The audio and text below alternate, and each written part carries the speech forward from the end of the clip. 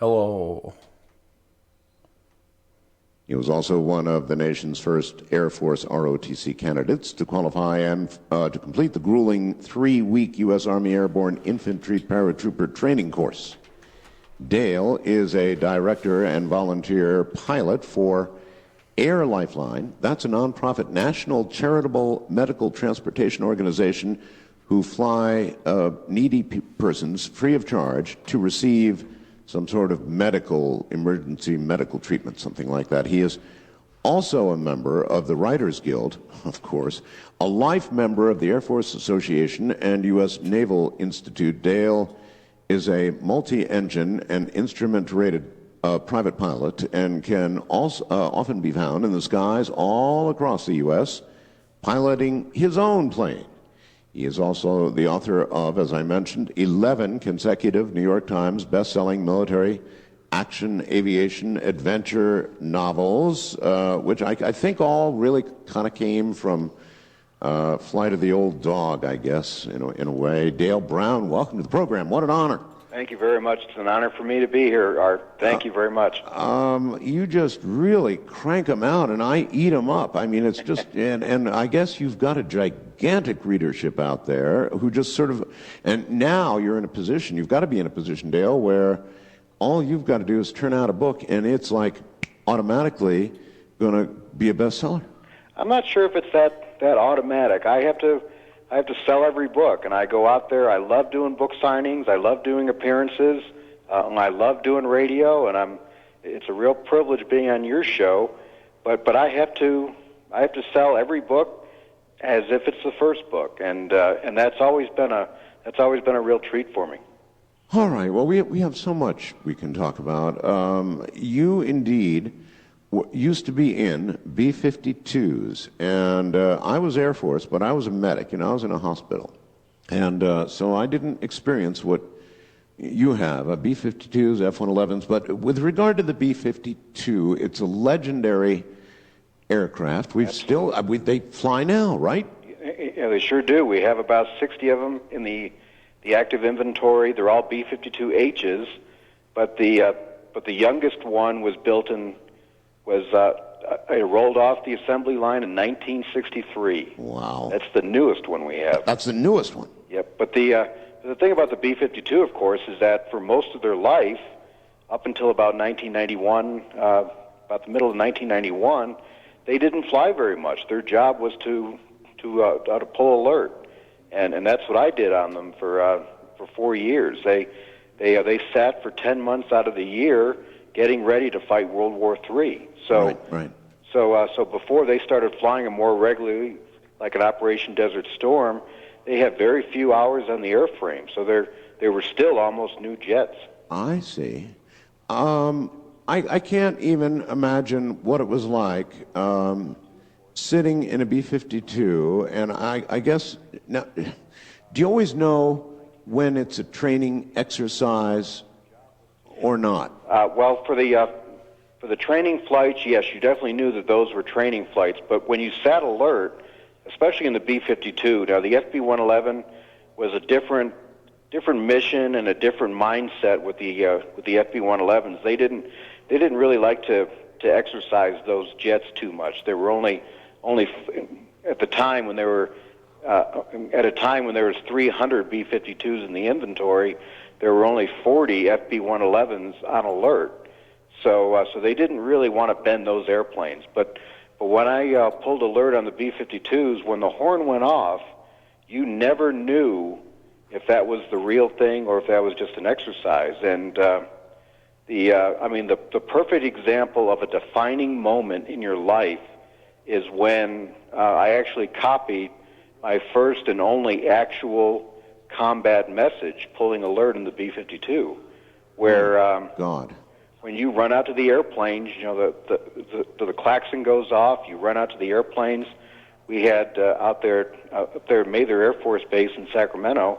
At the time, we had 12 B-52s sitting around the clock alert, 6 guys per airplane, plus the KC-135 tankers. We had 10 of those sitting alert also. All those air crews running out there, getting the airplane ready to taxi.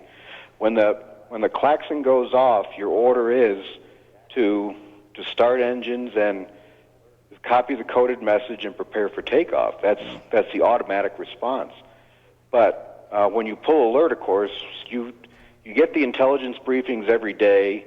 You sort of know what the world situation is. You know what the political situation is. You know what the military situation is. But you still never know when the horn goes off if it's the real thing or not. So our job as the navigator and the radar navigator was to get inside the airplane, make sure the power was on, and then copy the coded message that was being broadcast by the command post. And the first few letters would tell you immediately if it was an exercise or the actual or an actual go-to-war message. You were carrying nuclear weapons. Yes, absolutely. We had both gravity weapons and missiles, plus a full load of fuel. We were half a million pounds gross weight getting ready for takeoff. Oh my God, Dale, what's it like to be? I don't even know where to begin. Just to be carrying nuclear weapons alone has got to be a kind of a strange, unsettling situation to be in. I mean, you're going to try and get to a target. For example, all right, here's a good question. Let's say that the real thing happened. What were your calculated chances of making it to your target, dropping your weapons, and then getting out alive? Our chances actually were very, very good. And really? The reason was that the B-52s would actually be part of the third wave that would go in. Of course, the intercontinental ballistic missiles were the first ones to go. Right. Both the land-launched ones and the sea-launched ones. Right. So we were actually the fourth wave. Each target that you would have would be already deconflicted with other explosions going off nearby. Your entire route, in fact, would be deconflicted.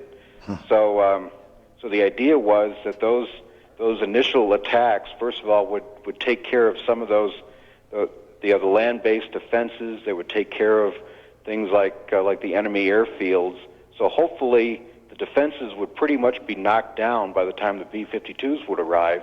And that was done on purpose, of course, because the B-52s at that time were much more accurate and much more reliable, and they were the only weapon systems that you could recall the weapons. That's right.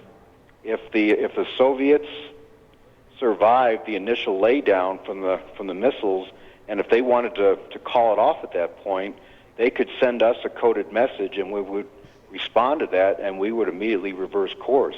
How much were you, as part of a B-52 crew, told about the reality of a nuclear conflict? If we had an all-out nuclear conflict with the Soviets, would there be much to call off? I mean, after we had fired our missiles and they had fired theirs, how much would be left? Did you guys really know? The idea was that we knew exactly what our position in the whole strategic outlook was. We knew that the chances of us actually being called upon to actually drop a weapon in the Soviet Union or wherever our target was very, very slim.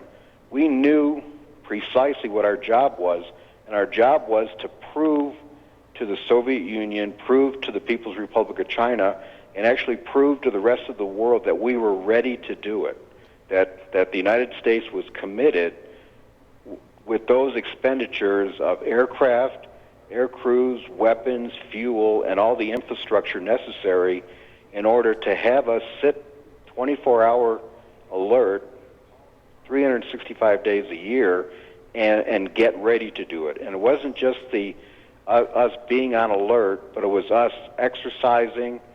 They would monitor our exercises very precisely, and they would have a stopwatch on us also.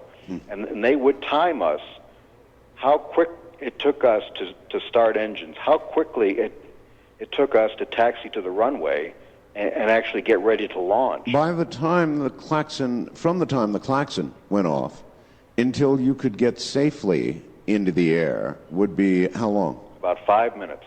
5 minutes. You A could- lot longer than it would take for an ICBM to blow your base to smithereens. Right. On normal alert, everything was, all the aircraft were positioned based on the missile flight time at that point. And of course, we would have sub chasers out there in the Pacific or the Atlantic, pinpointing as closely as possible where the Soviet submarines were stationed. If they moved a certain distance based on the projected missile flight time, we were on normal alert. If they moved in closer, then they would step up our alert status. Sometimes they would restrict us to the alert facility. We couldn't go out into the base like normal. If they moved in even closer, they would reposition the planes as if we had already taxied onto the runway. And if they moved in even closer, we would actually sit alert inside the airplanes with our fingers on the battery power switch, ready to start the engines. We could start all 8 engines almost simultaneously, so we could have the engines running in 2 minutes and be off the ground probably 60 seconds later. It all depended on that missile flight time. Dale, hold on just 1 second. I lied a little. I got started with this interview so quickly I didn't do the normal break I would do at the beginning of this hour, so let me take care of that now. Here you go.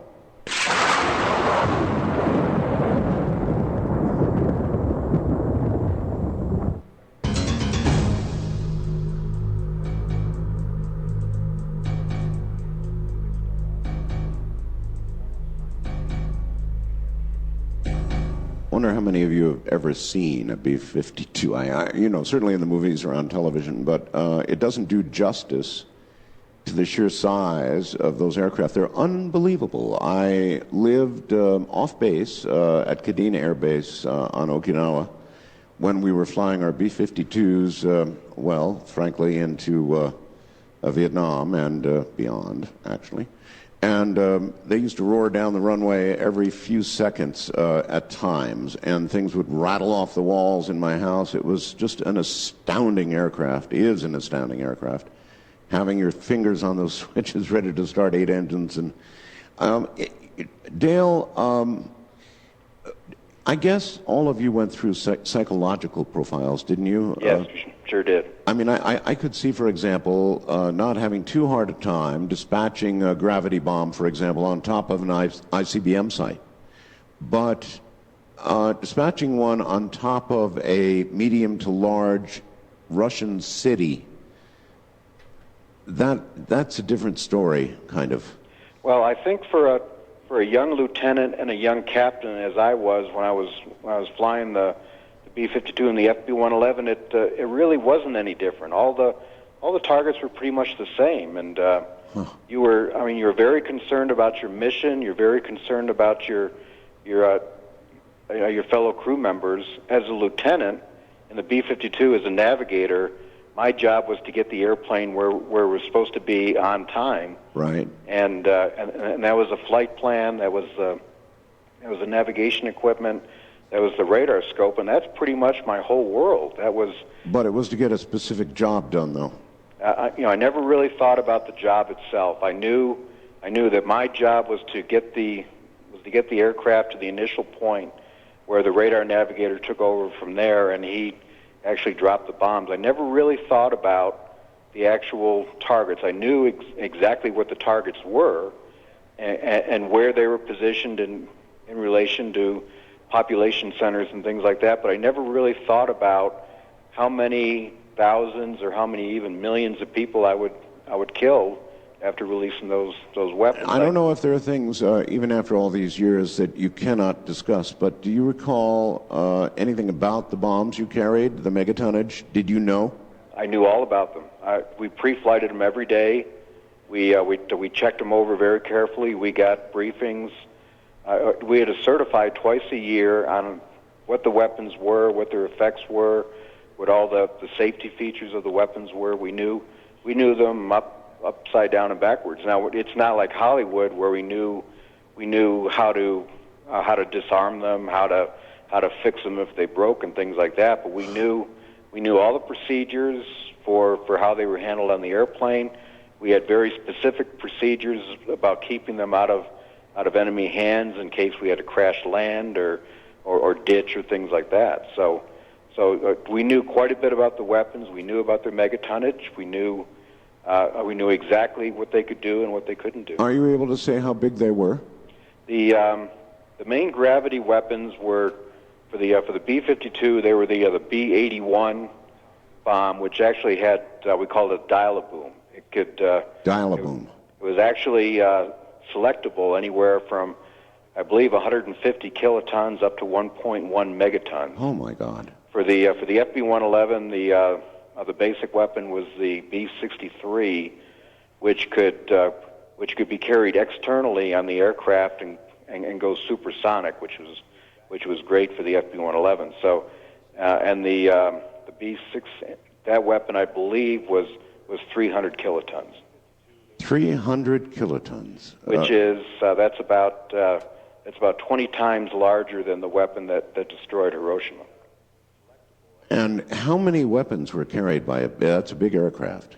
Yeah, the B-52 had four of the large gravity weapons in the forward part of the bomb bay, and then it had a rotary launcher in the back part of the bomb bay that launched a short-range attack missile.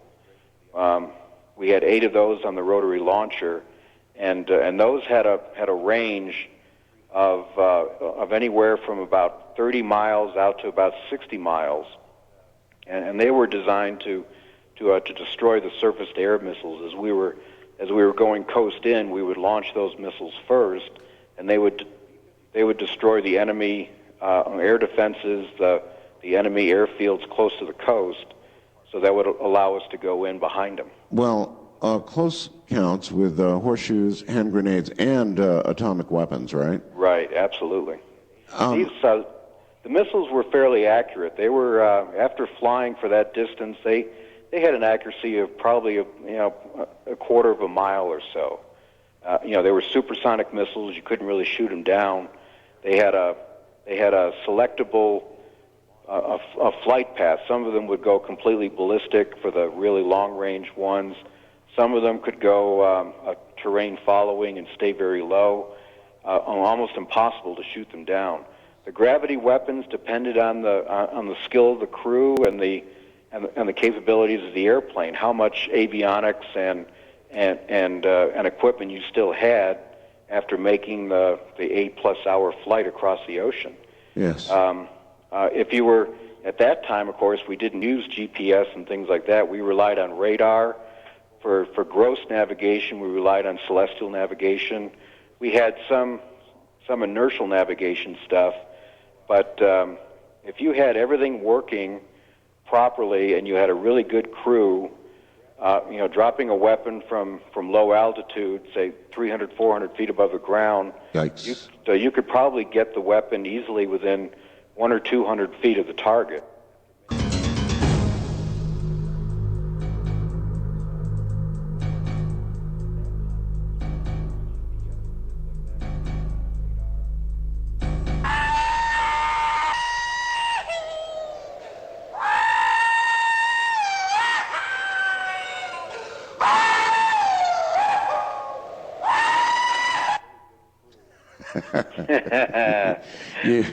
That's classic. Yo, man, the whole movie is classic, and that was Slim on his way down.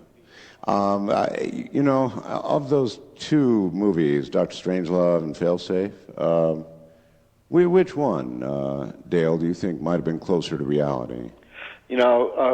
I think a lot of people would be surprised, but I would say Dr. Strangelove. Everybody would have said Failsafe, of course. Well, Failsafe looked and felt, of course, the most realistic, but it is really surprising to me how very close they got Dr. Strangelove.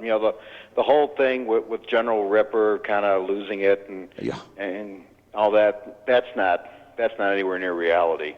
But the air crews, what the air crews were going through, and what they did on their way to the target, the decisions they made, right?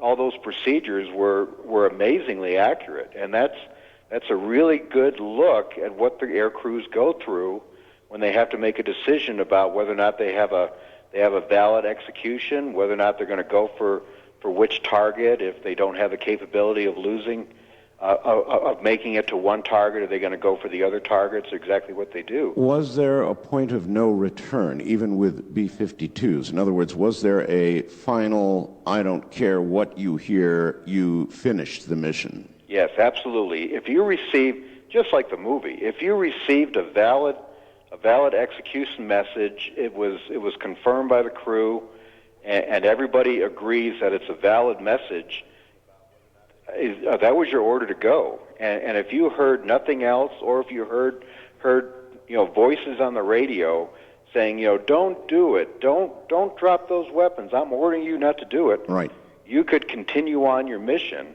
until you received another valid message ordering you to turn around or to withhold your weapons. So even the apparent voice of the President of the United States or whatever else, at some point, could be ignored, and you'd just go ahead. Absolutely. You had to, the message had to be in the proper format, in the right order, and then authenticated with the documents that you have on board the airplane. And if it was a voice, even if it was your wife's voice on the radio, right, saying, "Don't do it, the war is over, right, please believe me," you were obligated to continue on that mission. If folks remember the movie Crimson Tide, it had to do with a submarine crew going through the same thing. That's right. That one for an ex-bomber guy faced with that decision all the time, that was that for me that would have been a very easy decision, and I think Denzel Washington's character was wrong. I mean, he didn't have the authority to say, okay, let's wait and see. Let's do something else. Let's stop what we're doing, stop the checklist, go up to the surface and try to copy another message. They had a valid execution order. They were obligated to follow it, even though Denzel's character said, "Oh, it didn't make sense. We shouldn't be doing this." Could have actually resulted in a court-martial. Absolutely, and they would have been fully in their rights to do it, even if it was something happened in the world that they didn't really want to go to war. There's a very specific procedure to follow, and you were obligated to do it. Well, Dale, even as much psychological profiling as I'm sure everybody went through, if you were on an actual mission, became aware you were in the air, past fail-safe points, if they really have such a thing. By the way, do they? Oh, yeah, absolutely. Oh, that's all real, huh? Yeah, they were called the positive control turnaround point. Uh-huh. And if you launched, you had to follow the mission timing, which also came in a coded message. If a lot of those, the timing, most of the planes that launch would actually go into an orbit area, a fail-safe orbit, and then when the proper time came, you left the orbit, and there was a specific point on the globe that you actually crossed, where basically all the aircraft would cross to deconflict those aircraft from each other, because we had 300 B-52s sitting alert at that point, right. And plus all the other aircraft, they're aircraft from Europe. The FB-111s were faster than us. All those aircraft had to be deconflicted. There were spy planes up that had to make sure they weren't in the area when an explosion went off. So everybody had to cross that point on Earth at a specific time, and that was the navigator's job, to get that airplane over that point. Yeah, and you said as a navigator you kind of wrapped yourself into just getting it where it was supposed to be without thinking about the larger mission, perhaps. But, there were how many on a crew of a B-52 typically? Yeah, back then there were 6 guys on a B-52. Now there are only 5. There's no more tail gunner anymore. Okay. Well, out of 5 or 6 people, if it really came down to what is the end of the world, I think, do you agree that World War III, if carried out all the way, would be, for us, the end of the world? Would it be? No, absolutely not. Oh, a very contrarian view. Yeah, I definitely believe that nuclear war is not only possible, but very probable, and it would not be the end of the world. In fact, I wrote a novel about it plan of attack, which deals exactly with that question. That's right. On a very limited nuclear attack, somebody could order a nuclear attack and then promise the other side that was a response, that attack brings us to parity. Yes, it was a bolt out of the blue. Yes, it was unprovoked, all this and that, but now we're equal, and I promise I'm going to stop. And if you're smart, you won't retaliate. And I truly believe that in the case of the United States, we would not retaliate. Okay, that was going to be my next question. We should discuss that book a little bit. I thought it was an awesome book, by the way. Thank you. So the general contention of the book was that we're hit. We get hit, and hit pretty hard. And as you point out, then the promise is, well, we won't go any further if you don't, but if you do, then it's full nuclear war. Actually, my initial question to you is, if we had an all-out World War III, and by all-out I mean we've used it all, the ICBMs, the sub-launch stuff, and then finally the B-52s or whatever else we've got in the air these days, and we dropped everything we had and they dropped everything they had, would that be the end of the world? No, I still don't think it would be. I think the areas of devastation would be very isolated. They would be very really restricted, really, to the northern hemisphere. I think the amount of damage, especially in Russia, the targets are so concentrated in one specific area. If you're talking about the population areas, and then going after ICBM sites, they're very scattered across a very large continent. So I really don't think, even if it was all-out nuclear war, it would. Now there would be a lot of devastation for many years or even many decades after that, but I don't believe it would be the end of the world. You wouldn't have a scenario where the radiation poisoning would virtually, you'll remember this movie, wipe out North America and then circulate to the southern hemisphere eventually, ultimately killing everybody. You don't believe that at all? No. And the military, so this kind of thing, were you instructed on this kind of thing about what would happen? And do you think that they might have sort of, I don't know, given you the optimistic side of it, making your mission perhaps easier than it otherwise would be? Well, we were very used to getting the optimistic view of the entire mission. When you look at your mission, and even you were relying on a lot of things to happen. You're relying on that initial nuclear laydown, but I mean, in order to keep the aircraft safe from enemy defenses, but that meant that you were flying through dozens and perhaps hundreds of nuclear explosions, and you're relying on the ability on the planners to keep you away from the explosions far enough where you wouldn't fly through a mushroom cloud. Right. But still, you knew you were going to do it. You knew there was going to be fallout all around you. There would be the electromagnetic pulse shutting down communications, disrupting radar. By the time you actually made it over to your target, exactly how much of your airplane would still be working? Did they understand then? And you were in the B-52s in what years, Dale? This was, I started in 1978 and finished up in 1984. So I suppose by then they did understand what the effects of EMP would be? Oh, very much so. And they assured us that even the B-52s back in the late 70s were hardened enough that we could survive most of it. Now, we practiced on a continual basis about releasing weapons no matter what kind of equipment you had. And we could release weapons just based on airspeed and time. And, with nothing else except for a whiskey compass, we had the capability of getting weapons off the B-52 with no hydraulic power, no pneumatic power, no electrical power. We could pull a handle on the ceiling, and we can open up the bomb doors and drop the bombs out. And we were trained to do it based on time and heading, just dead reckoning. And ride one down like Slim if you had to, I suppose. Probably not, but they were back there. You could kind of squeeze through the hatch, and you can really go back there and jump on one. But, oh my God! But it's, I mean, parts of that movie were crazy, but actually most of the movie was really dead on. And Failsafe, of course, felt more tense and more accurate and everything. But boy, Dr. Strangelove was hauntingly, really chillingly accurate. Dale, if I ask something that you can't answer, then just say so. Oh, absolutely. How big are nuclear bombs?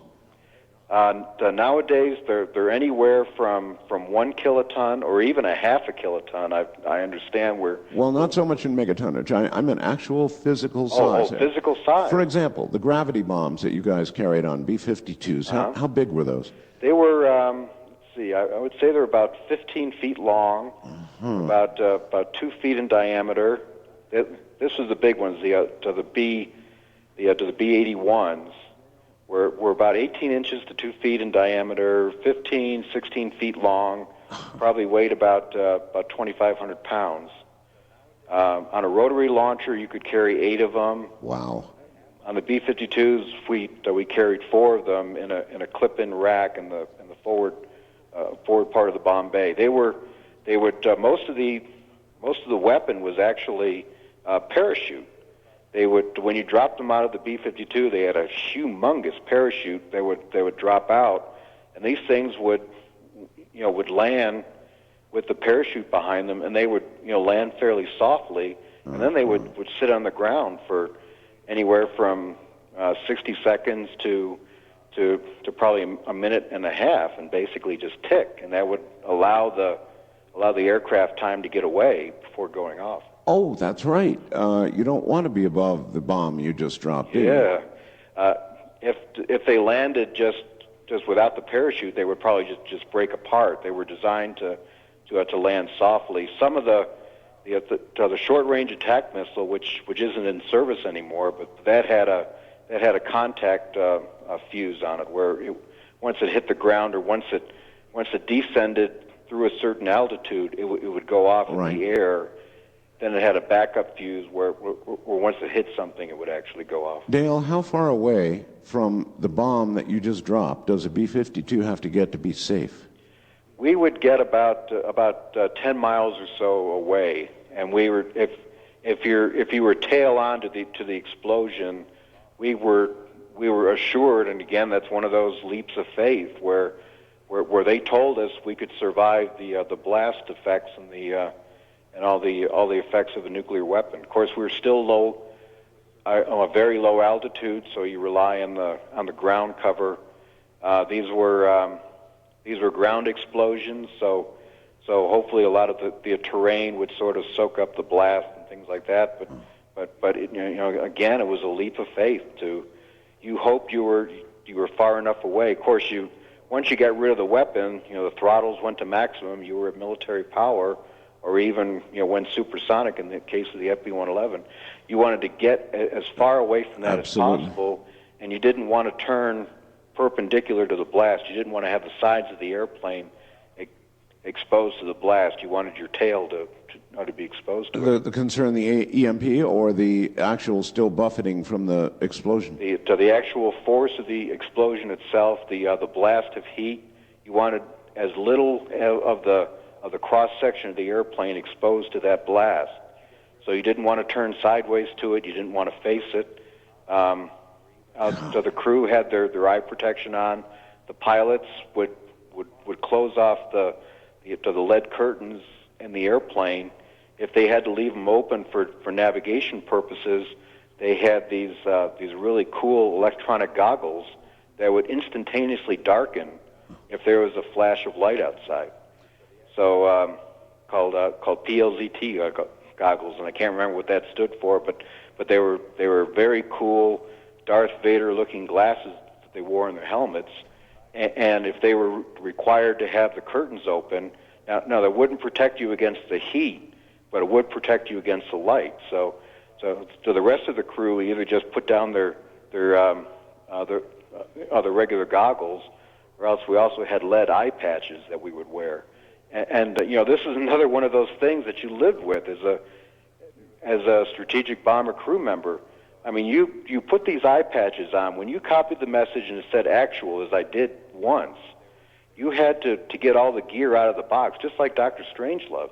You get the stuff out of the box, and one of the things you get out is the eye patch. And you put this thing on, and of course the engines are running and kind of confusion in the plane. But the idea behind the eye patch is that you put it over one eye, and if the curtains are open for some reason, usually a bad reason, and there's a flash of light outside, the exposed eye is going to be wiped out, maybe even destroyed. So you've got one good eye left. So the idea is that you're supposed to calmly and coolly and collectively take the eye patch from the good eye and put it over the bad eye, and then use the other eye to continue the mission.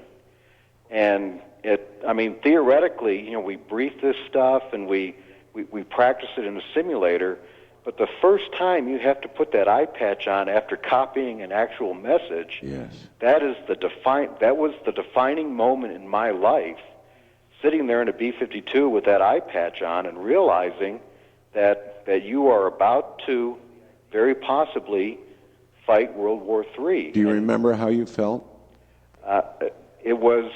You feel very hard to describe.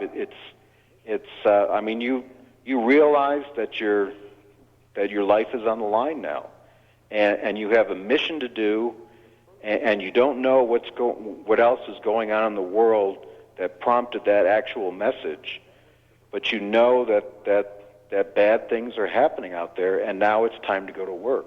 All right. We talked to her out in the Pacific Ocean.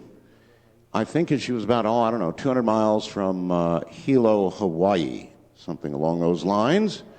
In fact, here's a little bit of it so you might remember. This is by amateur radio, the only method of communication she had. And she's on the line right now, so she can hear it. Here we go. Well, let's see. I'm a 72-year-old great-grandmother. Been a lifelong ambition to take a boat and sail off into the Pacific. And I found that at this age I can no longer safely handle my 46-foot sailboat offshore. It just was too much boat for me, so I traded down to a 32-foot. And although this is like a little toy with not that much room on it, I can handle it. So I left Oakland, California a couple of years ago, sailed down, spent 2 years cruising in Mexico, all over. And now I have left Mexico, Puerto Vallarta actually, and heading for Hilo. And I am told that if you do a circumnavigation, the Panama or Mexican mainland to Hilo is the longest open water passage. So far, it's been, I think, 31 or 32 days. I should be there in another 2.5 days. I wonder if that brings back memories for Susan. Here she is. Susan, welcome to the program. Oh, thank you. Yes, it does bring back memories. But you know, those 34 days, I don't remember it as 34 days. It's kind of an all blur. It just blended into just a couple. Now, that's a very interesting comment. I interviewed, Susan, an astronaut who walked on the moon, Edgar Mitchell, and when I asked him about what he felt and what he thought when he was on the moon, he said, you know, Art, it's funny, there's a lot of it I should remember that I don't. Yeah, that's exactly the same thing. I know it was 34 days because I left April 28th, but I do not remember all of the days. Things just kind of blended in. Of course, I was sleeping in 20 and 25-minute stints, so I'd wake up, look at the radar, look around, no ships, go back to sleep. And sleep was day and night. And so, you slept, what, in 45-minute shifts, right? No, 25. 25-minute shifts. Right. Remember, a tanker or a cargo ship with about a 22 knots is what they go? Takes them about 15, 20 minutes to come up over the horizon and come alongside of you. So you have to watch. I look on the radar. There's nothing there. I get out my night vision. If it's at night, look around. No lights out there. Then I go back to sleep. What's it like out there with and people, I don't think have a sense of how gigantic the waves and the Pacific Ocean is. It's just incredible. I mean, for a lady your age, and you don't sound your age, by the way, Oh, thank you. to be doing this is, I mean, for most people, it's outrageous, Susan. How come? Why? It's just been a lifelong dream to do this. And the waves out there, the only thing, and I remember, I kept thinking, there's a poem or something that says, the ocean's so big and my boat is so small. Good God, that's true. Because some of those swells, I mean, I knew I was going to die. Oh, But, you know, that's something I was wondering about too.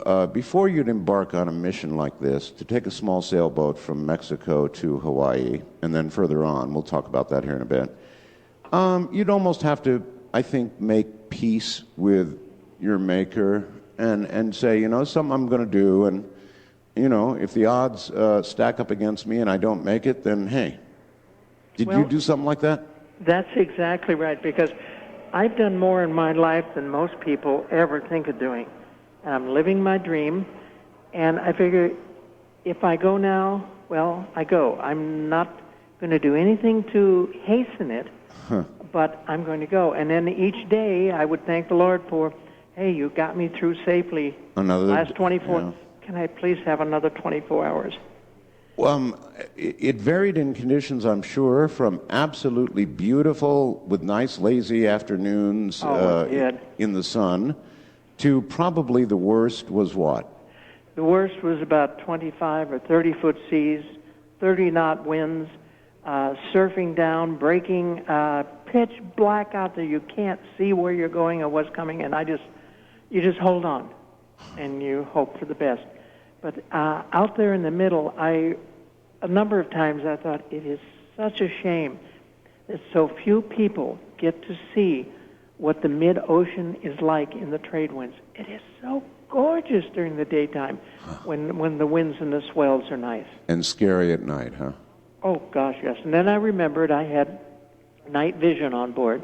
I brought that out, and then I was even in starlight. I was able to look out, see the swells, see what was going on, and that reduced the pucker factor tremendously. Somewhat, yes. Yes. You had, obviously, ham radio on board for communication. I had talked to you, I recall, down in Mexico and said, look, just for fun, see how far out into the Pacific you can hear us on 75 meters. And I'll be damned if you didn't hear us the whole way, huh? Yeah, your signal from there in Pahrump, it just booms in. I think the only thing that's getting me now is the difference in time. Sure. You know, because I try to figure about 3 o'clock in the morning is when you were on when I was in Mexico. And of course, we did publicize a little bit, just before you got to Hilo. And then, so what happened when you got to Hilo? Oh, I have never been anywhere in the world where there are so friendly people. I got here, and there were people down on the dock. I didn't think I did anything fantastic, but Oh, I do.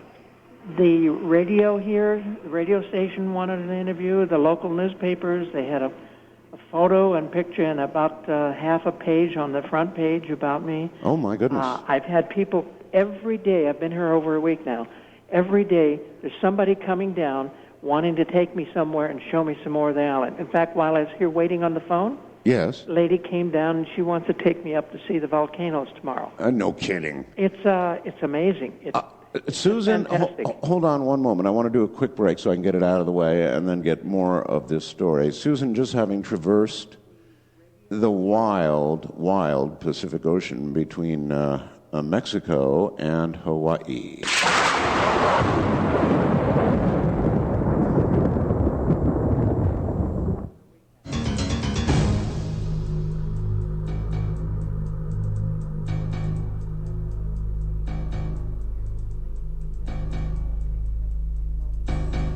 You know, I think the thing that would utterly freak me out would be awakening from a nap and looking up and seeing the something Maru, a million-ton freighter bearing down on my little sailboat. Did you ever have a... Oh, gosh, God, yes. And that has not happened. I have dreamed about it, but it's not happened.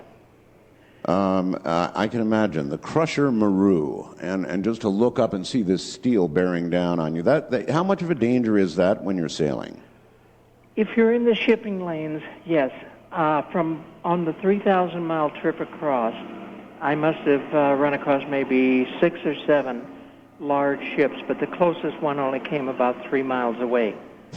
So I'm not really in much of the shipping lanes. Some friends and I were having a discussion, Susan. You have radar on board of some kind, right? Right. I have a 24-mile radar, but I usually pick up the big ships about 16, 17 miles away.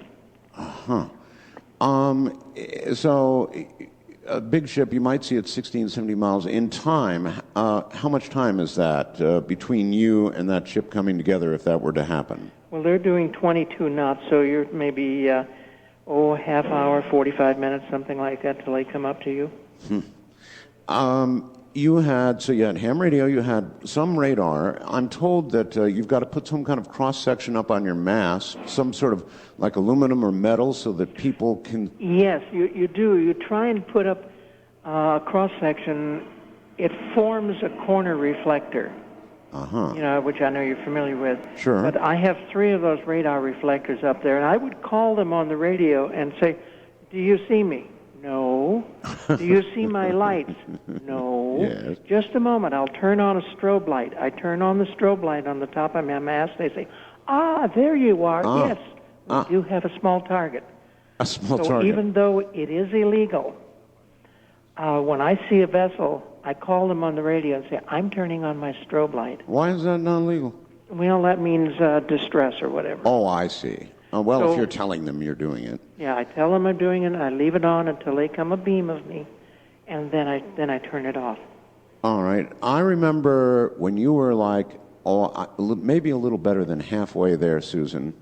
I connected with you on 20 meters briefly, and I asked you how it was going and whether you changed your mind and you were going to continue on into the Pacific beyond Hawaii, and you said, "No, I'm miserable.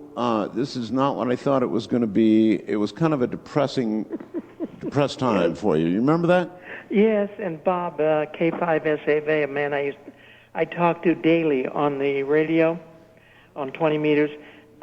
He recognized that I was really getting depressed, and he took me off frequency, and we talked quite a bit. And he always buoyed me up and made me feel better. And then I had email also, and I would email my children, and they would email back. So it was sort of a mid-depression, midway depression kind of deal. Mid-Pacific depression. Well, there's no way that you can prepare for this. Yeah. You don't know what it's going to be until you get out there. Well, now you've experienced it. You found out what you did or didn't prepare for, and so what are you going to do now? Are you going to remain until August and then take off again, or are you going to make roots in Hawaii? Well, I'm going to Pearl Harbor. The Navy has invited me to come into the marina there. No kidding. Yeah, of course, I'm retired military. Uh-huh. So I'm going into the Pearl Harbor Marina for about a month. And then by August 1st, I want to be out of Hawaii and on my way to the Marshall Islands. Oh, my God. That's another 2,100 miles. Oh, my God. And Marshall Islands are about 5 to 7 degrees above the equator, so they don't have cyclones. And it's supposed to be a fantastic place. Art, you would love Mid-Pacific. I love the Pacific. I lived on Okinawa for 10 years. The radio conditions are much quieter than high desert in Nevada. Oh, I can imagine that. I just finished listening to all the static we're putting up with yet again tonight. All the Midwest thunderstorms are raging away, believe me, Susan. Did you have any real serious moments on the voyage to Hawaii? Yes, I did, because somewhere out there, I forget exactly where, I think about 3/4 of the way across, I did an accidental jibe with a boat, and the boom swung across with such force that it actually ripped components right off of the boat. And I had no choice. Even though I was bouncing around, I had to climb up there and repair things and make jury rig so that I could continue going. And that did get to me. I can well imagine, sure. But you're not deterred. You're going to keep going. This is my life's dream. I've been planning this since 1952. Well, what is the end of this dream? I mean, you were a resident of Pahrump, technically, at least. Right. Because when one looks... oh, by the way, your call letters, W7KFI. Right. How did you get those call letters? I mean, I have an affiliate, KFI, there in Los Angeles, and... When I came to Nevada, 30 years ago, whenever, that's what at that time you had to change. I was a W2. You had to change your call to a W7, and that's what the FCC changed it to. Oh, so that's not a vanity call. They just gave that boy, talk about a stroke of luck. Right. Yikes. All right, so you're ultimately, anyway, you're looking for a place to live. That's right. I'm looking for a place to live, and I want to look at the Marshall Islands, Apia in Western Samoa, and Palau. And if I'll hit lots of places in between. And after about 3 years, I'll go back to wherever it was that I really liked, or I will continue on to Phuket, Thailand, because I really love Thailand. It is a beautiful country. That it I've is. been there too. And the people are fantastic. So it's sort of I don't know, I'm leaving here and I'm not coming back, and I'm going to go find a place I like, and I'll know it when I find it, and that's where I'll end up. That's it exactly. It's been a lifelong deal. I remember when I first got my license, I used to read about Danny Wheel on the yacht Yasmi, Yes. ham radio operator. Yes. And I said, my gosh, I want to do that. So my whole life has been aimed towards getting to the point where I could do it.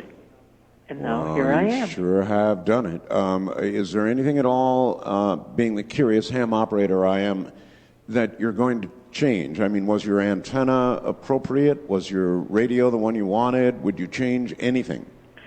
I am going to change from a backstay to a sloping dipole. Ah. And I think that will work out a little bit better. And I started work today on satellite. I'll be within 2 or 3 days. I'll be working ham satellites. Oh, well, there might be. I suppose as you get out into the Pacific, it's going to get a little rougher. That's true. The further out you get, so satellite is a good idea.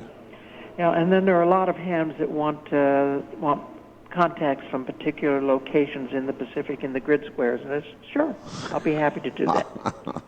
Yes, these contest people, it's a total madness. Anyway, I guess you're going to still be there for a while, so they can. I'll be here. I talked to the commanding officer of the Coast Guard cutter here, the Kiska. Yes. And he says I should wait until there's a period of about 3 days when the trade winds drop, and then run like heck to get out of here, because through the channels here in Hawaii, they scare the heck out of me, because with trade winds going, you can easily get 50 and 60-foot waves. Oh my. And I want nothing to do with it. So I'm going to bypass most of Hawaii and go maybe 50 miles offshore, go along the north of the islands, and then at the last channel, trust to luck and cut down towards Oahu and the Navy base. Whew. Well, as you know, we will follow you for as long as we're able, and if the press or whatever wants to get hold of you, I wouldn't begin. They obviously found you. I don't know how. Maybe the Hilo Harbor is small, and you just say, "Hey, where's Susan?" and they point. That's about it. Really? It's that small. So Radio Bay. I'm in Radio Bay. There's room for maybe 15 boats here, and that's it. Wow. Had you ever considered taking a shipmate, or is your Yes, but I haven't found anyone brave enough or stupid enough to go with me. Have you actually consulted with people about this? I mean, that have considered it and then said, "Well, you know what? I don't think so." I did, yes. There was one girl in Mexico that was going to go with me, but I make it a point, if I'm going to have a crew member, I lay everything they have out in the dock and we go through it. and I found too many drugs. And I said, no, no, no, no. Oh. We don't do that on my boat. No, no, no. And I said, thank you very much, but you'll have to go with someone else. And it just, you can lose your boat to the Coast Guard. God, what a trip. I mean, to just lay your life out and say, this is it, I'm going to do it, come hell or high water. Well, the boat I have is a very strong boat. It's 3 hulls, fiberglass, wood fiberglass. It's a Challenger 32, and the boat can take more than I can. And then I have sail mail and wind length, for email, Right. which lets me keep in contact with people, and the Pacific Seafarers Net every afternoon to check in, and people are following me and wanting to know where I'm at and what's going on. If anybody out in this audience wants to do something like this, do you have any advice for them? Yes, in the food category, bring along things that are really going to spark your taste buds. Halfway across, I couldn't look another bowl of rice in the face. And then I started, what I did is I hid a jar of dill pickles on board. I hid packages of M&Ms. I had things hidden all over the boat. And I would I didn't know where they were, and I would scramble and find them and say, oh my God, look at this. M&M's, civilization, it's here. Oh, well, what you have done is absolutely incredible. I'm sure that you could, and you could write a book. The people at Borders here have already said, we want to be on the book signing. And I said, I haven't finished the voyage, let alone done the book. Susan, thanks for the interview. As you listen, when you get ready to head west, we'll do another one. Okay, good enough. All right. I'll see you on 80 meters. Take care.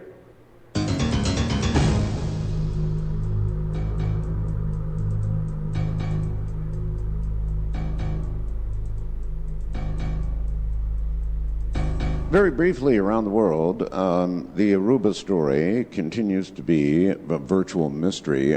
3 young men who took an Alabama honor student to the beach before she disappeared must stay in jail, according to a judge. But there are now denials that there was some sort of confession and somebody was going to be willing to point to the body. And so everybody prays she's still alive. Tropical storm Arlene weakened as it blew ashore Saturday on the Gulf Coast, but still packed enough punch that it brought sheets of rain, 20-foot waves, heavy winds to the same area that was devastated by Hurricane Ivan 9 months ago. And I'm sure the people in Florida are sort of bracing themselves. This seems like an early start to what could be a bad year. A former commando in the feared Wolf Brigade blew himself up after sneaking into the morning roll call at the unit's heavily fortified headquarters Saturday.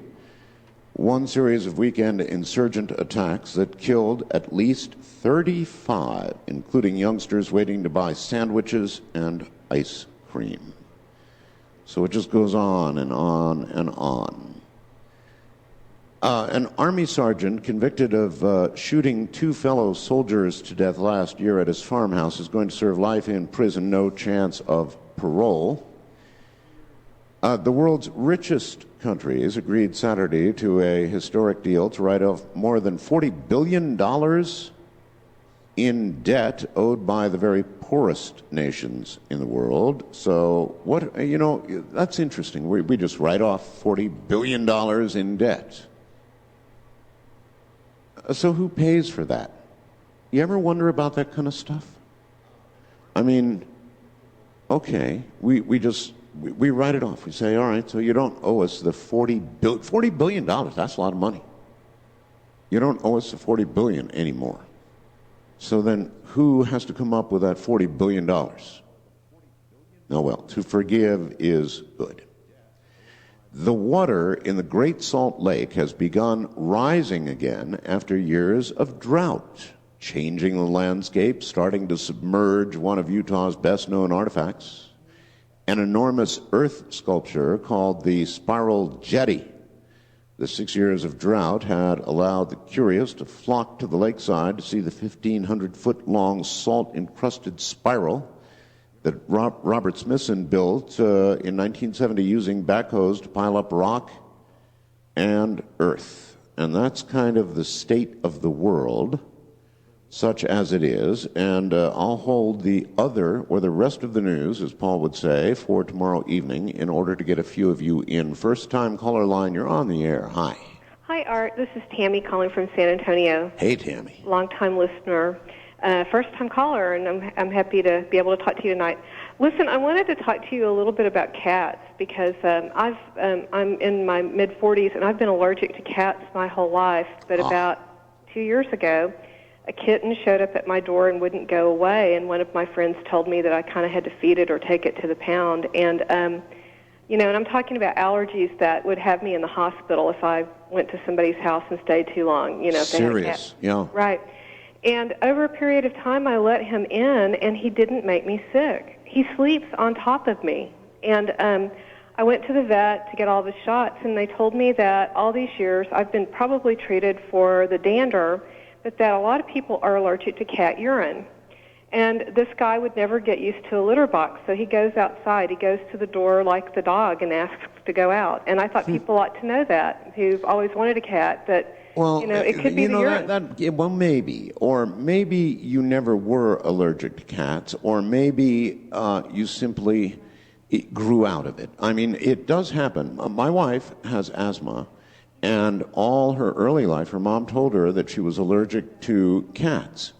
And as soon as we got married, first night, in fact, we got a cat. And doggone, it hasn't bothered her a bit. And now we have a total of 4. Heaven help us. And she's not bothered at all. So I don't know. Maybe they cure you. Maybe it's one of their magical powers.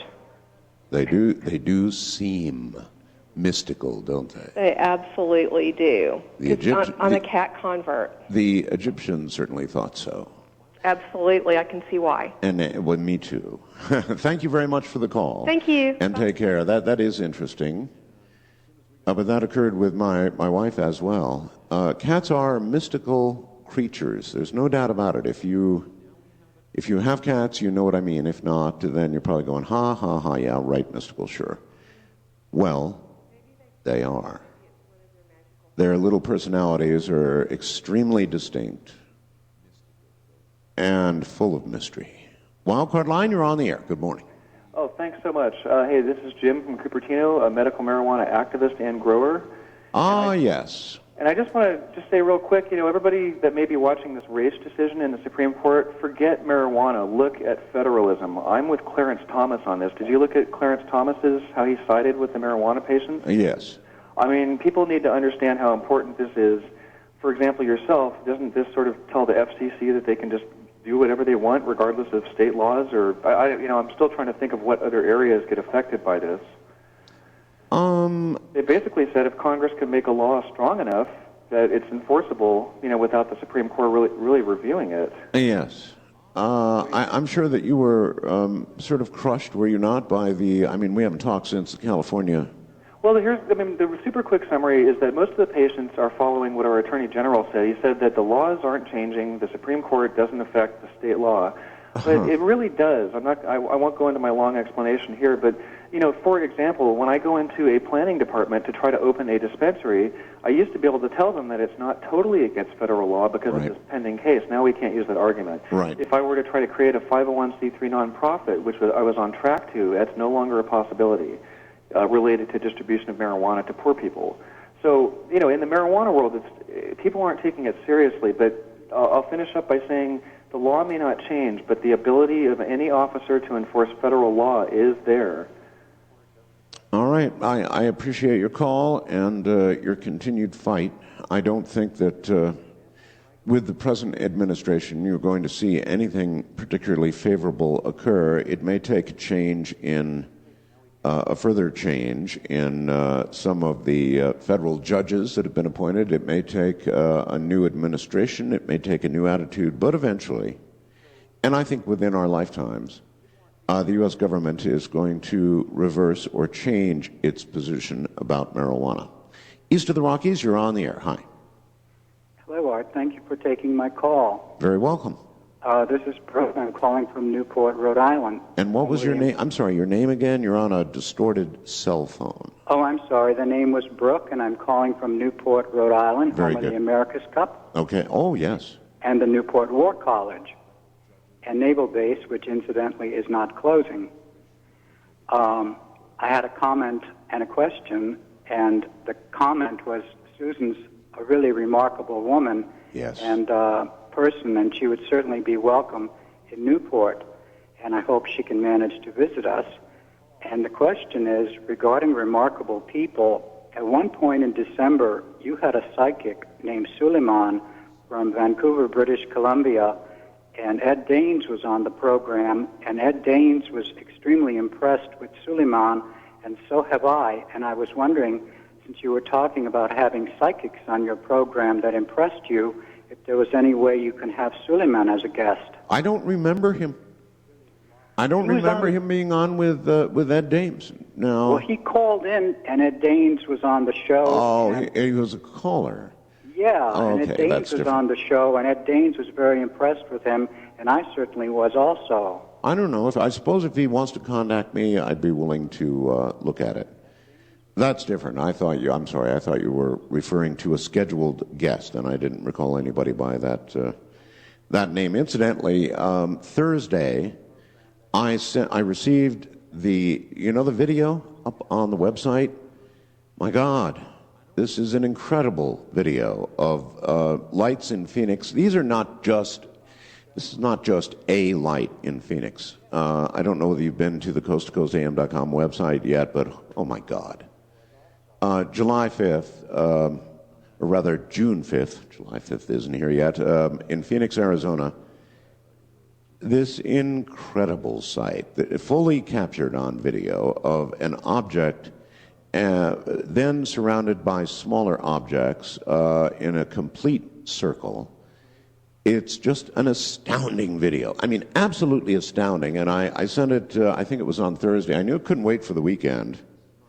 And so thankfully it's up there. But my God, this is an incredible video. And, I'm getting emails like, Art, can it be verified? Can the footage be verified? Peter Davenport, something. This would appear to be, it's far beyond the normal kind of fuzzy UFO photograph. These lights appear to take obviously coordinated, intelligent action. I don't think anybody can dispute that. How you verify the authenticity of something like this, I have no idea. But it seems to me it bears absolute further investigation. West of the Rockies, you're on the air. Hi. Hi. Hello. Yes. It's Connie. I am from Roy, Utah. Connie, you're going to have to yell at me. You're not too I'm sorry. Oh, Yeah, I'm from Roy, Utah. Right. Can you hear me now? you bet. And in the late 90s, and I think it was a time of year when we get fog around, and I was on my way to work. I was working early in the morning, like about 2 in the morning, I'd go to work. And my husband was up at the time, and he saw the same thing I did, only he didn't follow me to work. But Which was? well, on my way to work, I saw this thing that I couldn't see the actual object. All I could see was the blinking lights that was flying low, hovering low above the trees. And it was probably maybe 10, 15 feet above the trees. And I followed it all the way to work. And on the way, it kind of hovered over the high school. Part of it was over the parking lot and part over the high school for about 3 to 5 minutes. I pulled over the side of the road and watched it. I also rolled my window down, hearing on your shows that normally there's no sound, which was the situation with me. There was no sound. Right. And then it was like a blink of an eye. It had moved from the high school over, which was, maybe a quarter of a block over the library. And it was stationed over there for 1 or 2 minutes. And then it kind of moved over to where my work was.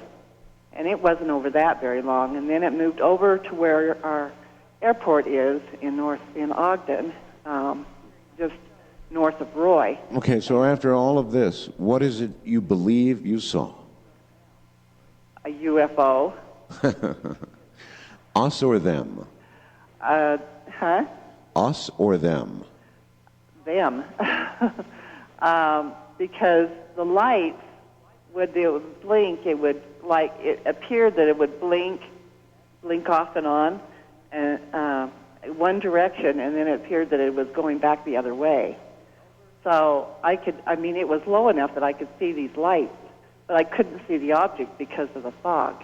It was really a weird sensation. I understand. Here's something I don't understand, and that is why UFOs have lights at all. Either a very secret experimental U.S. program or aliens who presumably would have technology so far beyond the need for lights that we would see that it's unimaginable to me, and yet well, of course, there could be many of them up there without lights, and those would never be reported. But of those that are, they count now in the millions. Millions of people have seen the kind of thing this young lady just described. It cannot be nothing. It is something. And the totality of the numbers of them represent more than just secret U.S. aircraft. You can bet your bottom dollar on that. You're on the air, Coast to Coast AM with Art Bell. Where are you, please? Hello? Can you hear me all right? Yes. Hi, this is Tom. I'm calling from Phoenix. Yes. And the reason I called was I'd heard your program numerous times. I'm a first-time caller. But I'm a retired detective out of Kansas City. Oh. And speaking of Phoenix, they did have that light show that you talked about. It seemed to be a very credible guy that had that. It was on the news here in town. Well, the whole thing is credible, but the lights themselves and what they did, good God. Well, it was like a large round light in the center, and it showed like smaller lights were coming down, and they went around in a circle around the large light. That's right. And then they dissipated and went off one at a time from around the large light before the large light dissipated. Yeah, I mean, this is so weird and so out there. I don't know what it is about Phoenix, sir, but anybody in Phoenix better keep their eyes pointed upward. Well, as a retired detective, I have to look at everything before I believe anything. I didn't believe any of this, but when I lived in Kansas City years ago, I was kind of an antique car collector, memorabilia collector, and I had bought an old organ, and the organ was a smaller size organ, probably about 4 feet wide and probably about 5 feet high. Real pretty old organ that had the porcelain knobs that would pull out and everything on it, and a red felt background with like a speaker type deal was in. It didn't really work that well, but just a gorgeous piece. So I put it in my house, not thinking anything about it. But we had a larger home back in Missouri, and at that time, my youngest daughter was just a baby, and like most husbands, at late at night, I'm watching news or whatever on TV in the evening, and the baby was brand new back in the back bedroom, which is right across from our bedroom. Mm-hmm. And I felt like something had breathed on me. You just feel like a breeze on the back of your head. Yes. And I turned around, like, what the heck is that? Well, anyway, I heard a baby crying. Well, I'm thinking it's our baby, and I thought, well, my wife being there so quick, she won't even let me get up. And the crying and crying went on, and finally I thought, well, the wife can't hear that baby. I can't believe it. So I got up, started walking down the hall. Baby quit crying. I looked inside the room. The baby hadn't been crying. So I looked inside our bedroom. The wife was sitting there reading, and I said, why didn't you get up to take care of the baby? She said, what about the baby? I said, well, the baby was crying. She said, I didn't hear the baby crying. I said, you're kidding.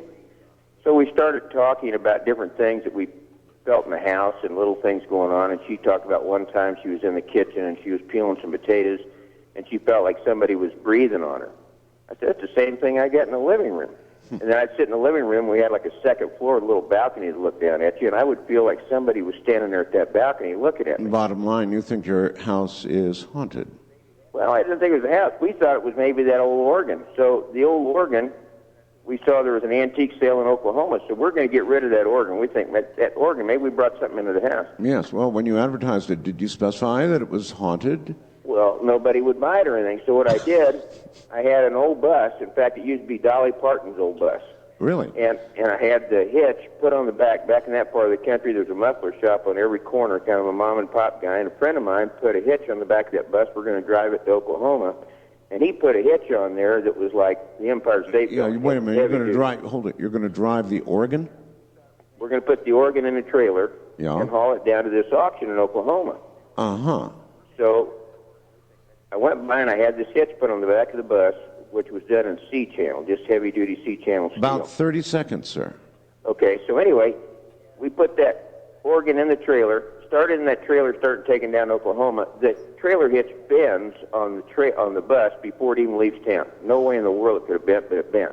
Went back and got a truck that had dual tanks on it, put it in the trailer, took that truck, got as far as the border of Oklahoma, and the tanks wouldn't switch. I ran out of fuel. I had to fight like crazy all night long to get this organ to Oklahoma to the sale. The organ that didn't want to leave. No, and then we got it to Oklahoma, and they had it lined up in there, and they had hundreds of items that sold for whatever they'd bring. And after the end of that auction, we kept watching people. They'd walk up and kind of look at it, wouldn't touch it, and walk away from it. Well, when the auction was over, everything sold in that sale, but that organ did not sell. And nobody so even bid $1 on it. Our time is up. And so what happened? Did you have to take the organ home? No, we drove off and left it. We couldn't believe that nobody would even bid $1 on that gorgeous old organ, but we had so many problems, weird things in our house. Well, that's unbelievable. So have these things now stopped? They did stop. After we had that problem, we got rid of it and didn't bring it back to our house. We didn't have any more of those unusual problems in our house.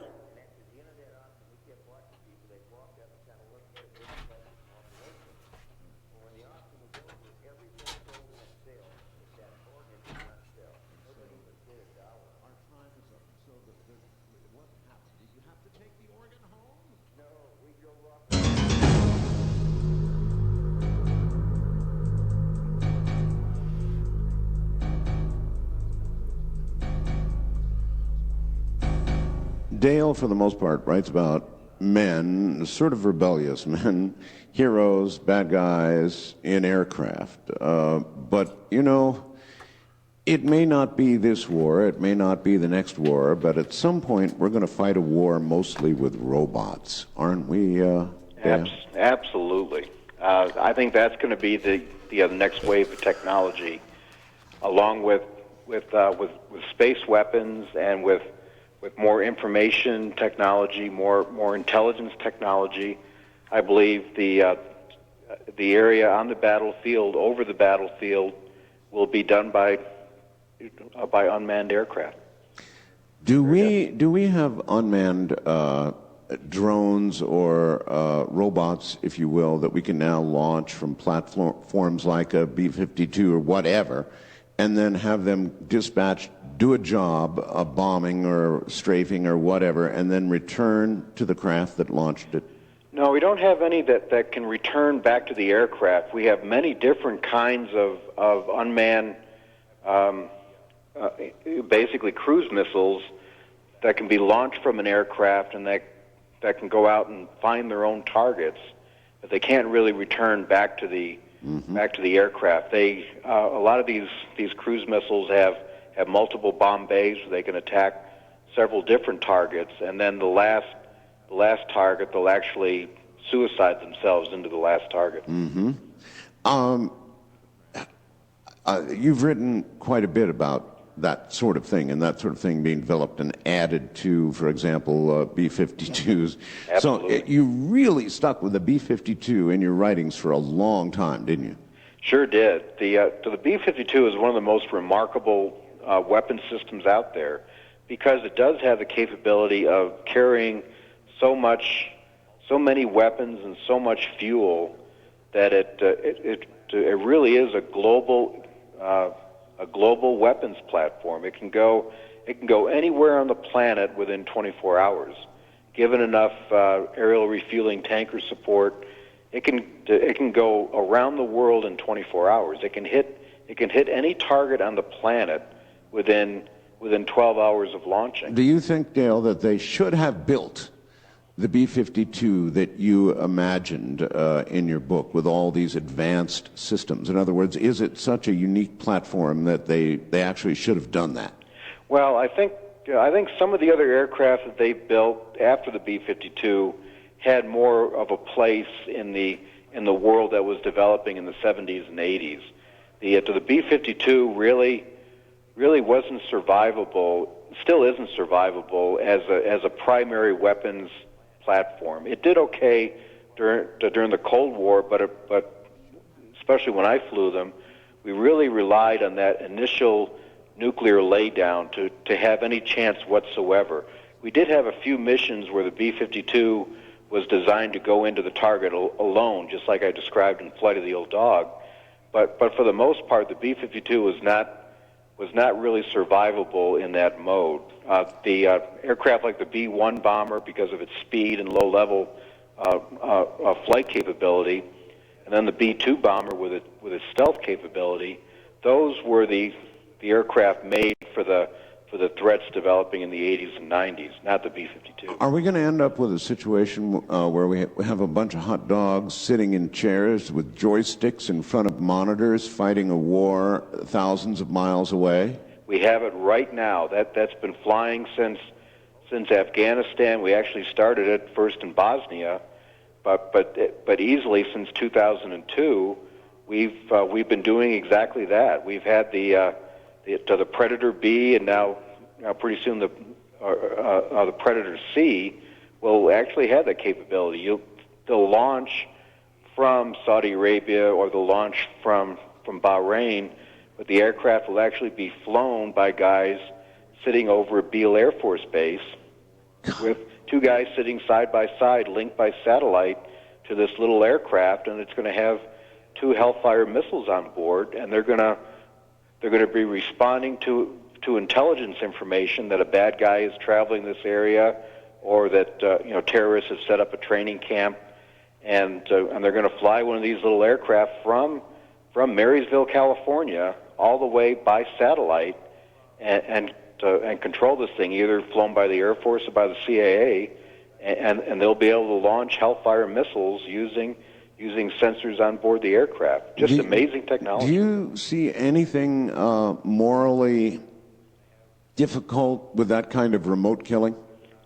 None whatsoever. I think that's what the United States needs to do to win. It has used every bit of our technology to win any conflict that we get ourselves involved with. What I really got sick about with Operation Enduring Freedom and Operation Iraqi Freedom is to watch the graybeards in the military take control of young airmen, young soldiers, young Marines, and have them fighting a war that these guys fought 40 years ago and 30 years ago. When I see pictures on TV of an entire company of Marines getting bogged down by three insurgents in a building a half a mile away, and the entire column of Marines stops and they surround this building, and I'm not exactly sure why they surrounded it, but they could have sent in one tank to just blow up the building. I don't know if they wanted to capture the guy or something, but I hate to see 20th century technology and 20th century tactics being used in the 21st century. And it seems to me that there are too many 20th century guys that are hanging on in the military. Yeah. And the first weapon system improvement I want to see is to have all those guys leave, retire, and let the young guys come in. Let the young guys who are used to the video game generation, bring those guys on. Because I was going to say the joystick crowd, right? Absolutely, those are the guys who can fight the wars that we need to fight to win. Well, I'll tell you what the ground guys would say. They say, Dale, you're full of it. Wars are still, ground is taken on the ground. And that's the way you've still got to fight a war when push comes to shove. This has always been the mantra, right? The ground can only be taken by the guys on the ground. And I would tell them in response, it depends on what you want. If you want to bring down a regime, you don't need to take the ground. In fact, I think we would have been better off in Iraq if we hadn't made the decision to take the ground. It's that 20th century thinking again that we need to get away from. If we had fought another Persian Gulf War I, if we had gone for shock and awe again, Yes. we wouldn't be bogged down with the insurgent conflict that the United States military, I believe, is still not able to fight. All right. What about this, though, Dale? Some might make the argument that we could have done it perhaps from the air and essentially had control in a very short amount of time, but without follow-through on the ground, Iraq would quickly be taken over beyond our ability to do anything about it by Iran. I believe we could have switched very easily to air operations over Iraq to just as effective air operations over Iran. I still think we could have fought the entire conflict from the air, and I'm still online, and I'm getting dozens of emails already from guys reacting to what we've been talking about. Oh, I'm sure. And a lot of these guys are angry, but I believe that it's a 20th century mindset. I think with the way that we've developed tactics, with the way we've improved weapons technology, that if you're talking about taking out a target, I'm not talking about the political end game, I'm talking about the military procedures, the military tactics. I believe in the 21st century it's going to have to be done from the air. It's going to have to be done with intelligence. It's going to have to be done with improved sensor technology, but that's all remote control war fighting, and a lot of people recoil from that. They think it's science fiction. I know. It really is not. And it's really here already. It absolutely is. All right. I want to allow some people to ask you questions. Would that be all right? I would be happy to. First-time caller line. You are on the air with Dale Brown. Good morning. Yes, Mr. Bell. You're going to have to yell at us. You're not too loud. Yes, Mr. Bell. Go A ahead. pleasure to speak to you. And you. I'd like to know if your guest is at all troubled by the recent controversy at the Air Force Academy. It seems to me that it's perfect paranoid fantasy material for thinking that someone might be flying around with heavy ordnance and deciding that it's time for Armageddon. I'll take your answer off the air. Dale? I'm not really that familiar with that with the controversy at the Air Force Academy. I wish he hadn't gone away to explain what's going on. All right. Well, he said that, I'm not so familiar with it either, to be honest with you, but I guess the inference was that somebody would decide it was their job to bring on Armageddon, and I don't know how that relates to any ongoing controversy, but... I'm just not familiar with that. I think, I think the military is a microcosm of the society as a whole, and I think most of the guys in the military are dedicated. I think they're a little they're idealistic. They wanna defend their country, and but I think most importantly they want to do a good job. They want to look good in front of their fellow airmen or their fellow soldiers.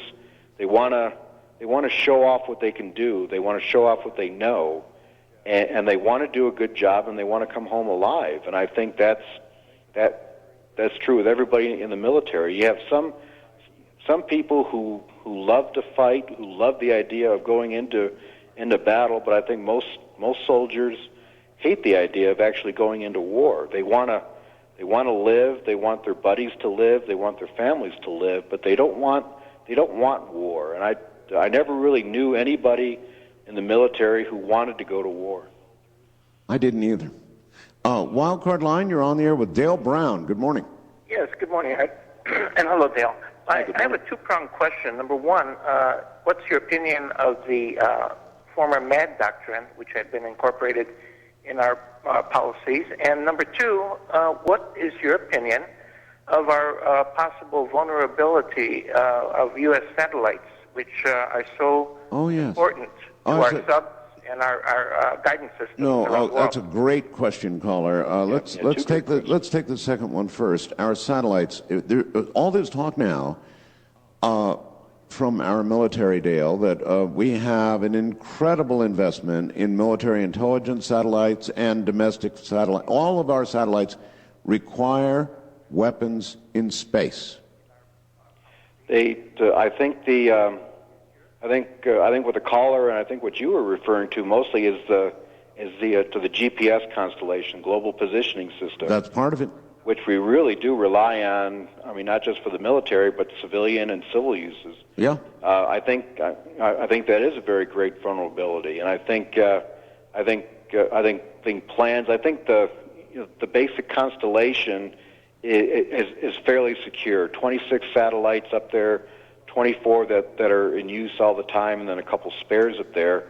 I think the current plans we have for the Galileo constellation, the European version of the GPS system, I think that's going to increase the usability of the system during wartime. But satellite vulnerability, I think not necessarily right now. I think in the next generation, most wars will be fought in space, and we won't even know that the war has started because the war will be up in space. And I think that's a subject that I'm looking at for a future series. I'll bet it is. Well, then your feelings on the weaponization of space? You're saying not yet? No, I believe that the U.S. is working on it. I think the U.S. Air Force is going to transform itself into a U.S. Space Force. That other services will take over the air-breathing aspect of the military, and that the Air Force will be primarily a space force. I think we're going to have lasers in space. I think already, well, we've got a very sophisticated sensor system already in space, but we're going to have an improved infrared sensor capability. We're going to have space-based radar, space-based lasers. In my feeling, we probably already have space-based weapons of all sorts. That's just me. Well, I don't believe we have things like nuclear bombs in space and things like that. Well, why not, Dale? I mean, if you wanted to be absolutely sure of your ICBM not detected during launch phase and destroyed, not detected at launch phase or later and then intercepted and destroyed, but my God, if you had a nuclear weapon in orbit, there'd be no warning. You'd just push button and she'd re-enter and explode. That'd be it. Yeah, thinking as a general, if I was the guy that had that weapon at my fingertips, if I knew I had that weapon up there, I'd be very worried about the orbital mechanics and the actual mechanism for getting that thing out of orbit. Absolutely. And I know they can bring a spacecraft down with incredible precision. I mean, very definitely with enough precision for a nuclear weapon. But it's not a perfect science. And if you mess up those deorbit calculations, that warhead's just as likely to come down over your own head as it is the enemy. Speaking of your own head, the first part of his question was interesting. Mutual assured destruction. Yes. Is that, in fact, what kept us from going to war, or the Soviets from going to war? Is that what it was? Absolutely. Mutual fear. That was my job, was to enforce the mutually assured destruction doctrine. Yes. I mean, my job was, I flew bombers and dropped bombs, but my primary job was to prove to the generals in the Air Force, yes, to prove to the Soviets, excuse me, and to prove to the rest of the world that I was ready and able to do the mission. That even if they launched an attack out of the blue, I proved to them on a daily basis that I could launch my bomber in time to survive even a nuclear missile launch from a submarine with a missile flight time of even less than 8 minutes. Mutual assured destruction, Dale, depends on the other man or the other nation being at least semi-rational and not suicidal. And doggone, you could pretty well depend on that, and so that's why it worked. Right. Only thing is, we live in this really different world right now, Dale.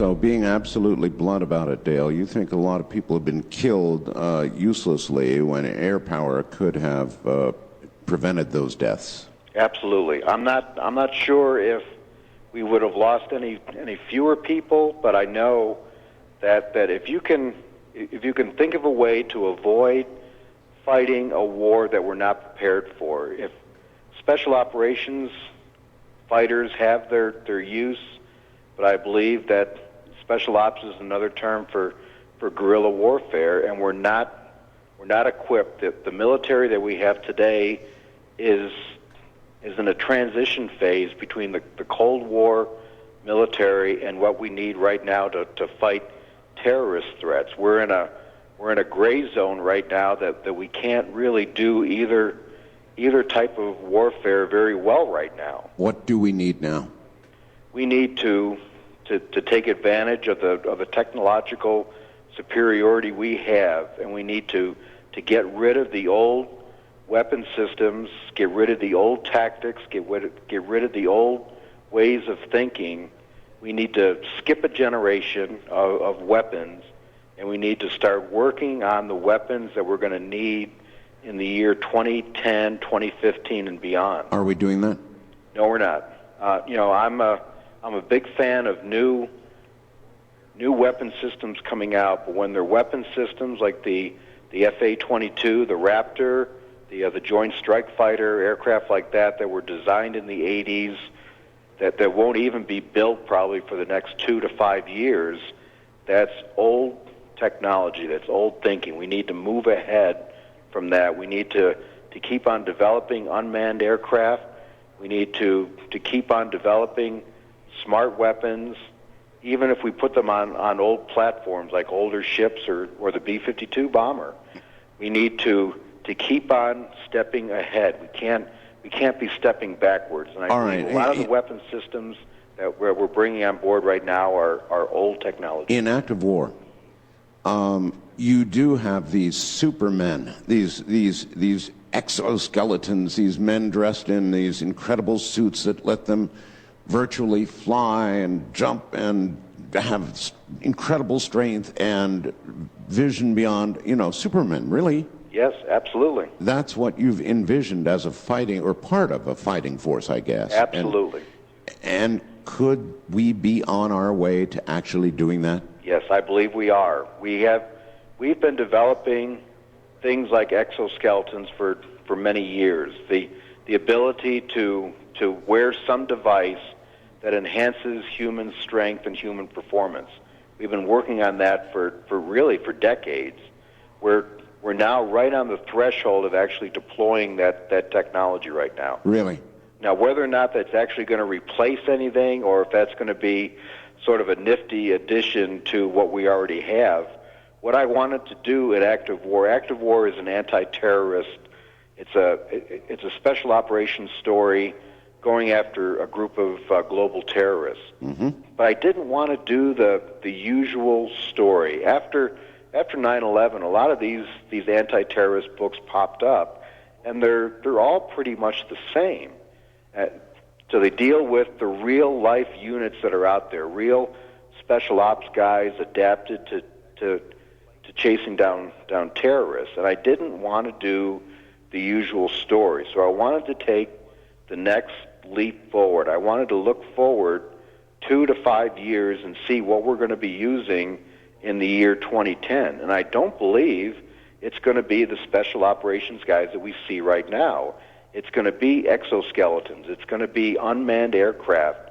It's going to be very heavy on intelligence gathering operations, and it's going to be very heavy on very lethal, very powerful, very highly mobile units with special capabilities. Do you think we can win the war on terror this way? Absolutely. That's the only way we can use it. We cannot fight on the terrorist level.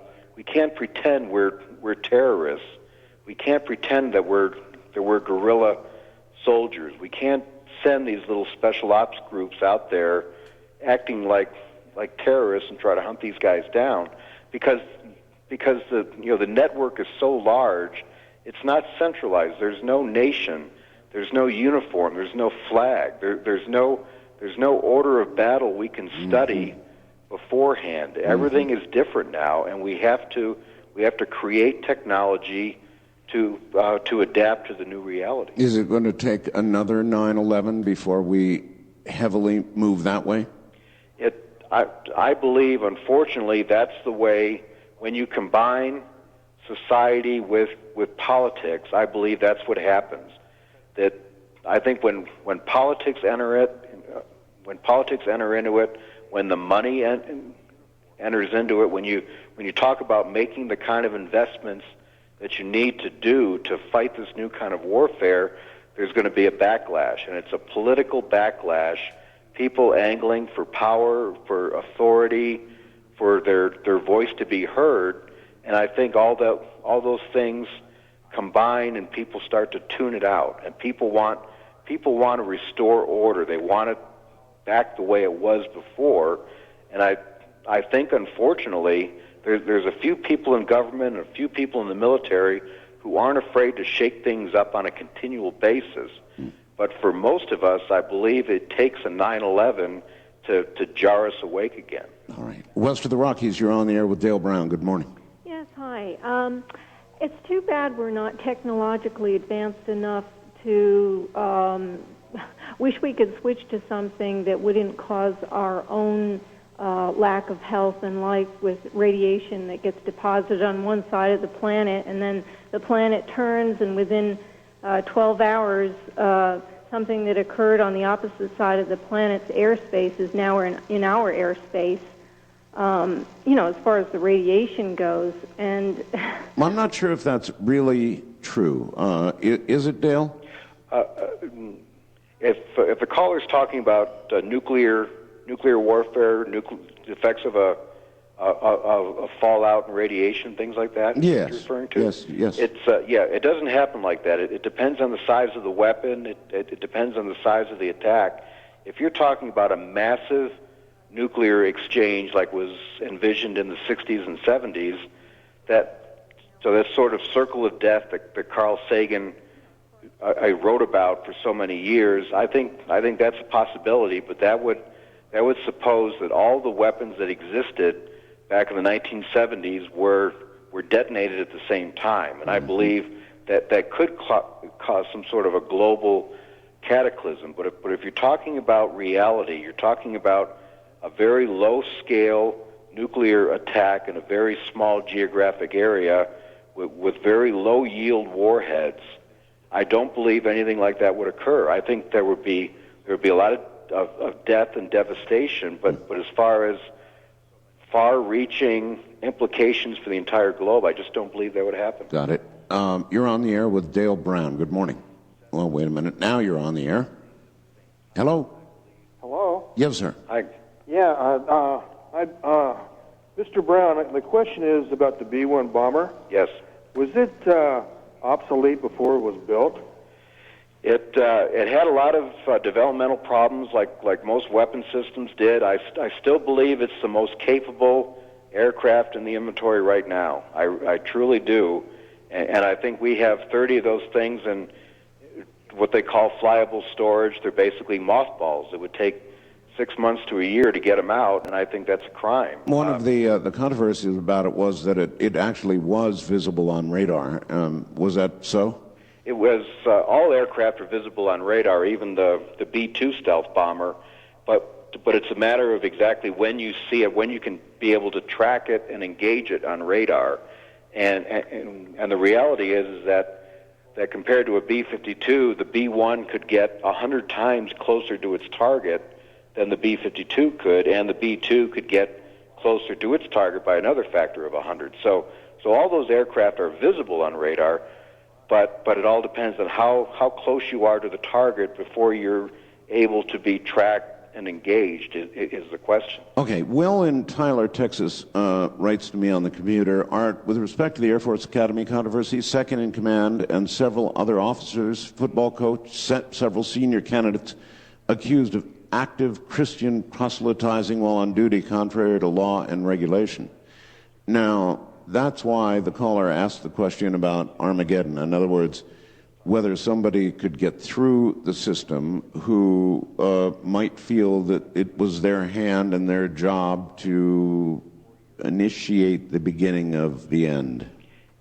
If that person could become both the President and the Secretary of Defense, absolutely, because those are the two people that they need to get together to issue the order to release nuclear weapons. Otherwise, as far as you know, now what is the current status, Dale, of our submarines? Do you know? I mean, at one point, submarine commanders did have some independent authority, right? They have standing orders. They're basically put on alert status with the ability to, and it still have the same capability. We have eight nuclear ballistic missile submarines that are on patrol right now. Four in the Atlantic, 4 in the Pacific. Yes. They have standing orders. They receive their orders usually by satellite, a very low frequency radio that they have for a certain period of time. They're on a certain state of alert.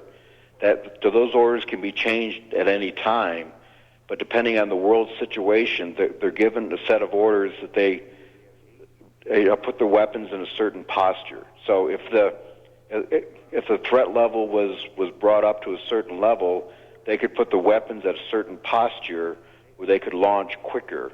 Well, I guess what I'm getting at is that the commanders of those submarines, under certain circumstances, had the sole ability, perhaps with the authority of one other, to launch those weapons with no other action from command. If they would need the authorization from the President and the Secretary of Defense, you're right, that they had the ability to launch, but they would need the execution order from the President or the Secretary of Defense to put their weapons in a posture to be able to launch to within a certain given period of time. So there's no danger of a madman. You would have to have at least two madmen on board to be able to do it. Well, that's not out of the realm. Not out of the question. I think it's extremely unlikely. Mm-hmm.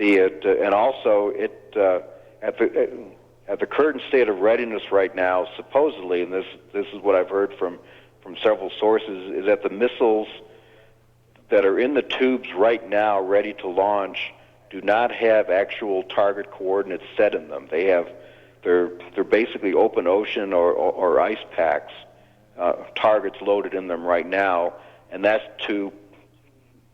in case of some sort of accidental launch, that the missiles wouldn't impact a real target. Now, that suggests to me that there is a significant risk, or at least some risk, of an accidental launch. No, I don't think so. I think... Then why bother to target ice flows? Well, I think that's more of a political decision.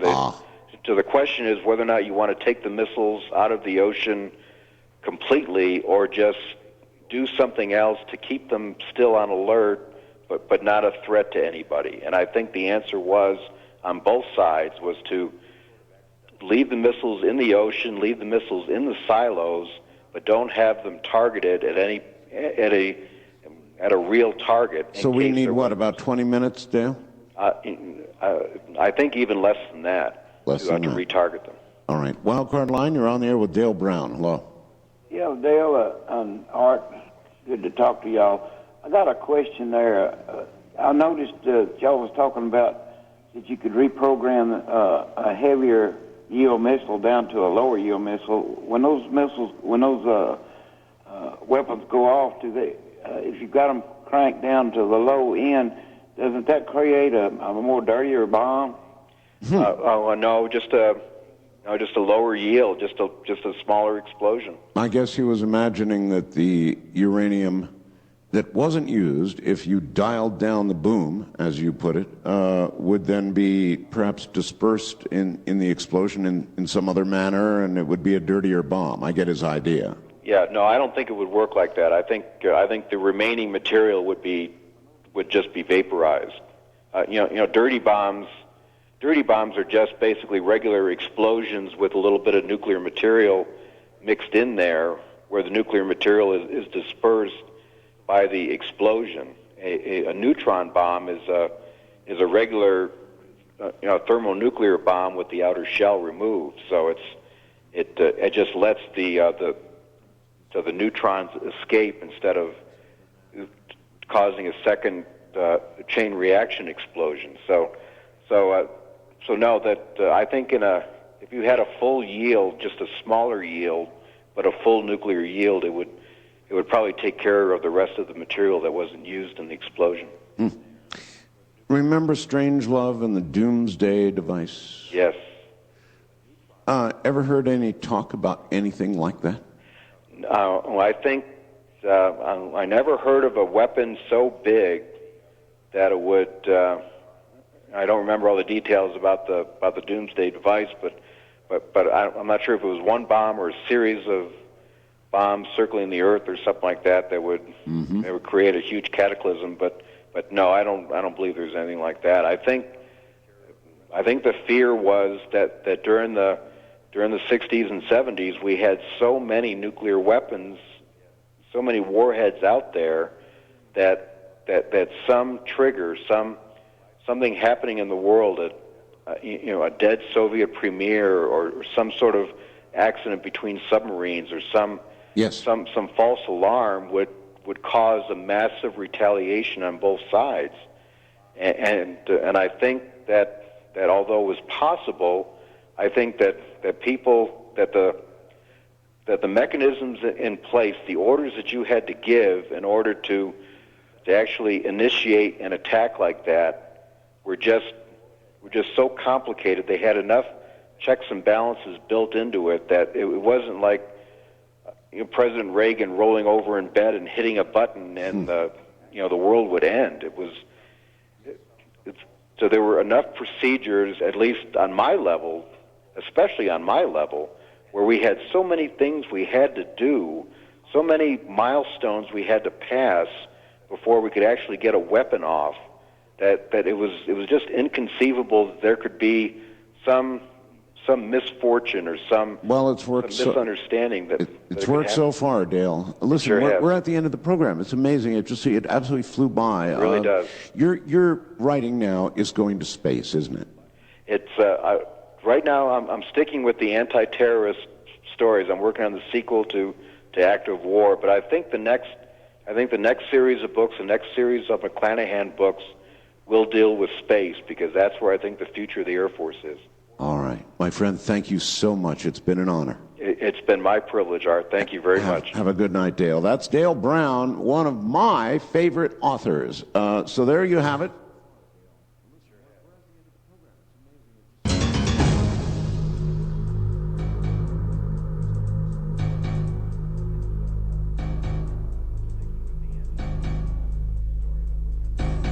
Boys, we got 3 engines out, we got more holes in us than a horse trader's mule. The radio's gone and we're leaking fuel, and if we was flying any lower, why, we'd need sleigh bells on this thing. But we got one little budge on them rooskies. This height, why, they might harpoon us, but they dang sure ain't gonna spot us on no radar screen. You remember that, Dale? I sure do. Yeah. It's classic. Yeah, that was exactly our jobs. Fly as low as possible. The first bomb I ever dropped from a B-52 was from 80 feet above the ground. Oh my God! I can't even imagine the red flag ranges. Yeah, I can't even imagine what the ground looks like going by at about what speed? Well, to the B-52s, relatively slow, about 6 miles a minute. That's still fast. To the FB-111s, we got them up to 10 miles a minute. 10 miles a minute. That's the ground going by real fast at 80 feet. Yep, yeah, you don't even notice it. Of course, in the B-52s, we're down there, what we call the wine cellar, which was downstairs, no windows or anything. Everything was all the radar scope, and the FB-111, it's different, because we had windows, and the navigator, the bombardier, had a stick and throttles, and we were the co-pilots also, but when you're going that low and that fast, everything is kind of a blur. Things sort of tunnel vision on you, and you don't really notice things off to the side. You can only really see things directly in front, and of course you're focused on the radar scope and the instruments and the little checklist book strapped to your leg. Was Strangelove realistic in the sense that as you approached a country's airspace or a target within that country, that they'd start throwing nuclear missiles at you? I'm sure they would, right? At the time, yes, the Soviet Union had, and I think still does, have some nuclear-tipped surface-to-air missiles. The SA-2 and the SA-3, I know, had a capability for it. So we were prepared for that, and that was what the short-range attack missile was designed to counter. Was it had a range slightly longer than the SA-2 missile, so we were supposed to knock them out before they could get a shot off at us. All right, let's go back for a second to the book that postulates an attack on the U.S. Now, it's highly likely, I suppose, in this day and age, that one day one of our cities is going to virtually vaporize. It's just going to happen, whether it's carried in on somebody's backpack or comes in on a container ship and explodes in a harbor. I don't know. Everybody sort of knows that it could happen. Yes.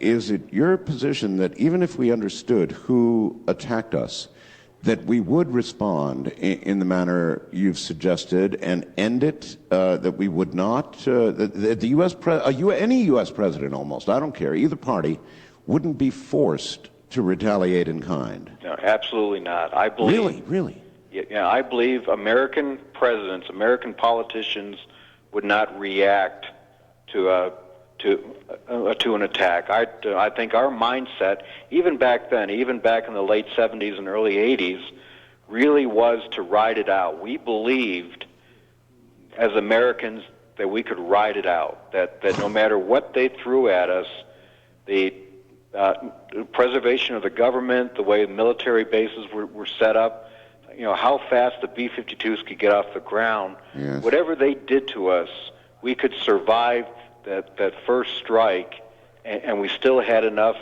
weapons, we still had enough subs, we still had enough planes in the air that we could still strike at them. And the logic that we developed at that time was why would you attack us if you know we've got 16 nuclear submarines, each one with anywhere from 12 to 20 missiles on board, and each one of those missiles having anywhere from 3 to 10 warheads on it. Why in the world would you risk it? Okay, well, that makes sense when you're facing another national adversary, of course. But in today's world, I suppose we know where the atomic weapon was made after it went off. They all have some sort of signature or something that Oh, not at all. No? No, not at all. You could, we know the signatures of a lot of different weapons. The so-called backpack nuclear bomb, it's not really a backpack size. It's very small. I would say it's a car trunk size, maybe not a backpack. A car trunk size. So these really exist. I mean, there's been a lot of controversy about whether they even really exist. You're saying, oh, yes, they do? Oh, absolutely. Definitely not a backpack size of anything that could destroy anything to any consequence. But there were thousands of nuclear artillery shells on all sides, the Chinese, the Soviets, and the Americans that existed out there in the battlefield. And there's absolutely no way we can categorize or we can catalog or anywhere track those weapons. But we knew their signature. We knew how big the explosions were of the weapons that the Soviets had, that the Chinese had, that the Americans had. So we can pretty much guess from the size of the explosion, from the chemical makeup right. of the residue left behind, exactly who might have had it. Now, as far as who actually employed the weapon, that's another question. A Russian nuclear artillery shell could have landed in anybody's hands, so we wouldn't be sure exactly who did it, and in that case, there's no target to strike at. Are the safety features on, say, a Russian artillery shell as impressive as they are on the big gravity bombs or the ICBMs or what have you? I think in the case of an artillery shell, they're even more so. Really? Because they were handled. They're handled by guys out in the field. They had to be trucked in by trucks. Usually cross country.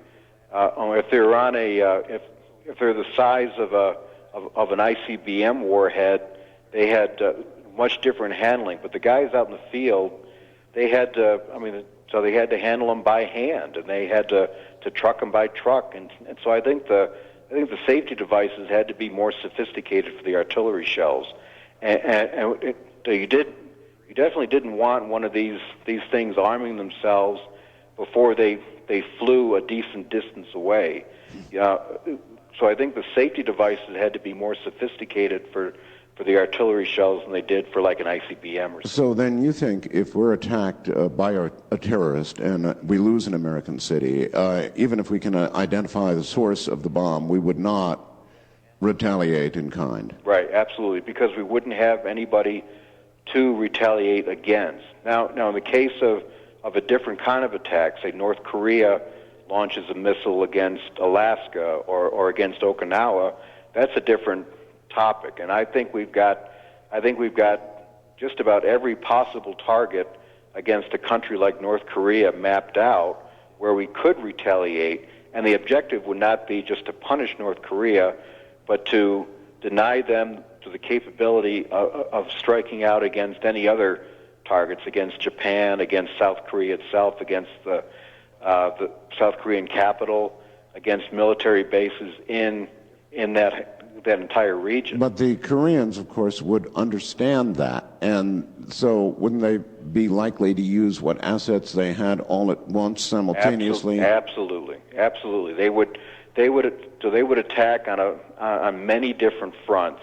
If they decided to use a nuclear weapon aboard an ICBM, they would employ every one they had, and at the same time they would use all the other assets. They would use aircraft, artillery, special operations forces sneaking in through tunnels, bring in ships and things like that. It would be a multifaceted attack, and they would go after every possible target, every American military base in South Korea, every military base in Japan, yes, even as far away as Alaska, and they would just do plus other targets. I believe they would go against other targets in order to create confusion. They would attack targets inside China. They would attack targets inside Russia for two, and not just for confusion factors, but also to deny those bases to American forces, because the North Koreans know if they initiate a first strike attack like that, then Russia, China, all those countries in that region will turn against them, and they would very likely invite American troops onto Russian soil or onto Chinese soil in order to retaliate against the North. So they would want to deny those bases to the Americans, and so I believe North Korea, if they were going to initiate a large-scale war, would not only go against the United States, South Korea, Japan, and other countries, but they would also go against China, Russia, and other so-called friendly communist countries. I read a lot of the North Korean propaganda, and it's really scary. I mean, the things they say is just unbelievable. How they do nothing but rattle sabers, talk about nuclear warfare. Dale, in your opinion, are they crazy enough to do it? I really don't believe it. I believe there are a lot of back-channel sources open to them. If the confidence of their of friendlier countries like China and Russia ever started to turn, I think you would see more serious developments. But I really don't believe that. First of all, I don't believe they're crazy at all. I don't. Such an attack, though.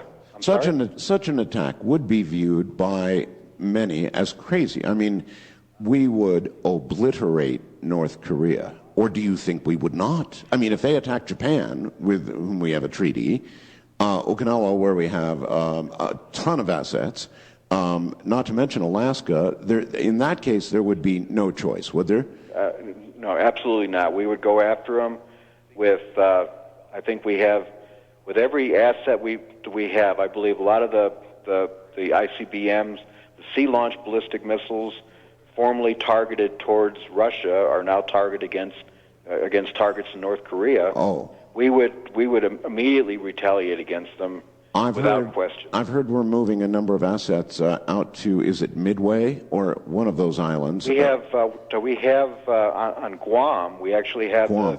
the B-2 bombers on alert right now in Guam. In fact, I think the North Koreans scream bloody murder about the B-2s going out there. We have supposedly they're only loaded with conventional weapons, but the do you believe B-2, I think we have nuclear weapons very, very close at hand, where if the situation started to get bad, we could drop the conventional weapons and load them up with nukes very easy. Mm-hmm. So that's the reason I said crazy. I mean, we would hit them really, really hard. We'd virtually, I guess, eliminate their country. So crazy from that perspective. I think if they were going to initiate some sort of an attack, that one of the first things that they would do is disperse their government. So even if we did attack, that enough of their government would survive, that even the president or a good part of the military, a good part of the government would still survive, and they would rise up out of their shelters and say, "See, I told you, they were after us all the time. They're all warmongers, and something's got to be done about the United States." Huh. Is Korea the greatest danger, or what about China these days, Dale? China is going to be a developing problem. I don't believe they're a big strategic military obstacle to us right now, but they're developing into back into superpower status that will affect us in the next generation. Right now, I don't think they're there. They don't have much of a very strategic military. They don't have a blue water navy. Mm-hmm. They have a very limited ICBM fleet. Their military technology is growing, but it's not up to par with the European allies. It's nowhere close to the United States' capabilities. So, but they're developing it. They're increasing their capabilities all the time, and I think in the next 15, 20 years it'll be a much bigger factor. Okay. Back to North Korea for a second. What do we know, Dale, about what they actually possess? How much do you know? We have very limited concrete information about what they have. What we do know about North Korea is that they have an extremely large and very sophisticated military society. Everything revolves around the military. Everything revolves around defense. So their entire national mindset has to do with defense and reunification. Yes, of that I'm aware of it. No, when I said what they have, I meant nuclear capability. I think that we have very educated guesses about what they might have. I believe their nuclear capability is very limited. They may have a handful of weapons that they could possibly detonate, but maybe not ride on a missile or put on an aircraft. I believe that they've reversed engineered a lot of weapons, possibly from China or from Russia, but I don't think they have the sophistication that they could load them up on a plane or load them up on a missile and expect it to work. So you think they're going to mainly use these as bargaining chips, whether it be propaganda tools, bargaining chips, and unfortunately, I think the United States and the world is responding to that. You know, I think we're getting sucked in by their rhetoric. You know, we're actually giving them a lot more credence as far as their nuclear weapons program than I think they deserve. What do you think about the possibility of an Islamic bomb? And by that I mean, I don't know, for example, something getting out of hand in Pakistan And the wrong people getting their hands on a bomb, and maybe even a means of delivery, like a submarine, for example. That, I think, is a much more serious problem far more serious than North Korea. Really? Absolutely. I wrote books 10 years ago, based on research that I did, that the Iranians had actually purchased nuclear weapons, nuclear gravity bombs from Russia. A lot of technology was flowing between Russia and Iran, and I believe Iran today has a handful of actual, not just diagrams and designs, not reverse engineered weapons, but actual nuclear torpedoes and nuclear gravity bombs. Along with the codes? With the ability to have a full nuclear yield out of them. Oh my God! When do you think that exchange occurred? I believe it was shortly after the breakup of the Soviet Union, and I think there's always been a close relationship between Iran and Russia. They did, and I believe it's still active. They have a mutual defense treaty, which isn't really talked about that much. But a lot of weapons were flowing back and forth when nobody else really was dealing with Iran after the embassy takeover, after the U.S. embassy takeover. Yes. When the embargo was set up, the only people really dealing with Iran was the Soviet Union / Russia, and I believe they got a lot of weapons technology, including nuclear weapon technology. Now those weapons, I don't know what sort of state they would be in, whether or not they're actually deliverable, or if they were just meant to be reverse engineered. But you believe they have them? Yeah, absolutely. All right, hold it right there.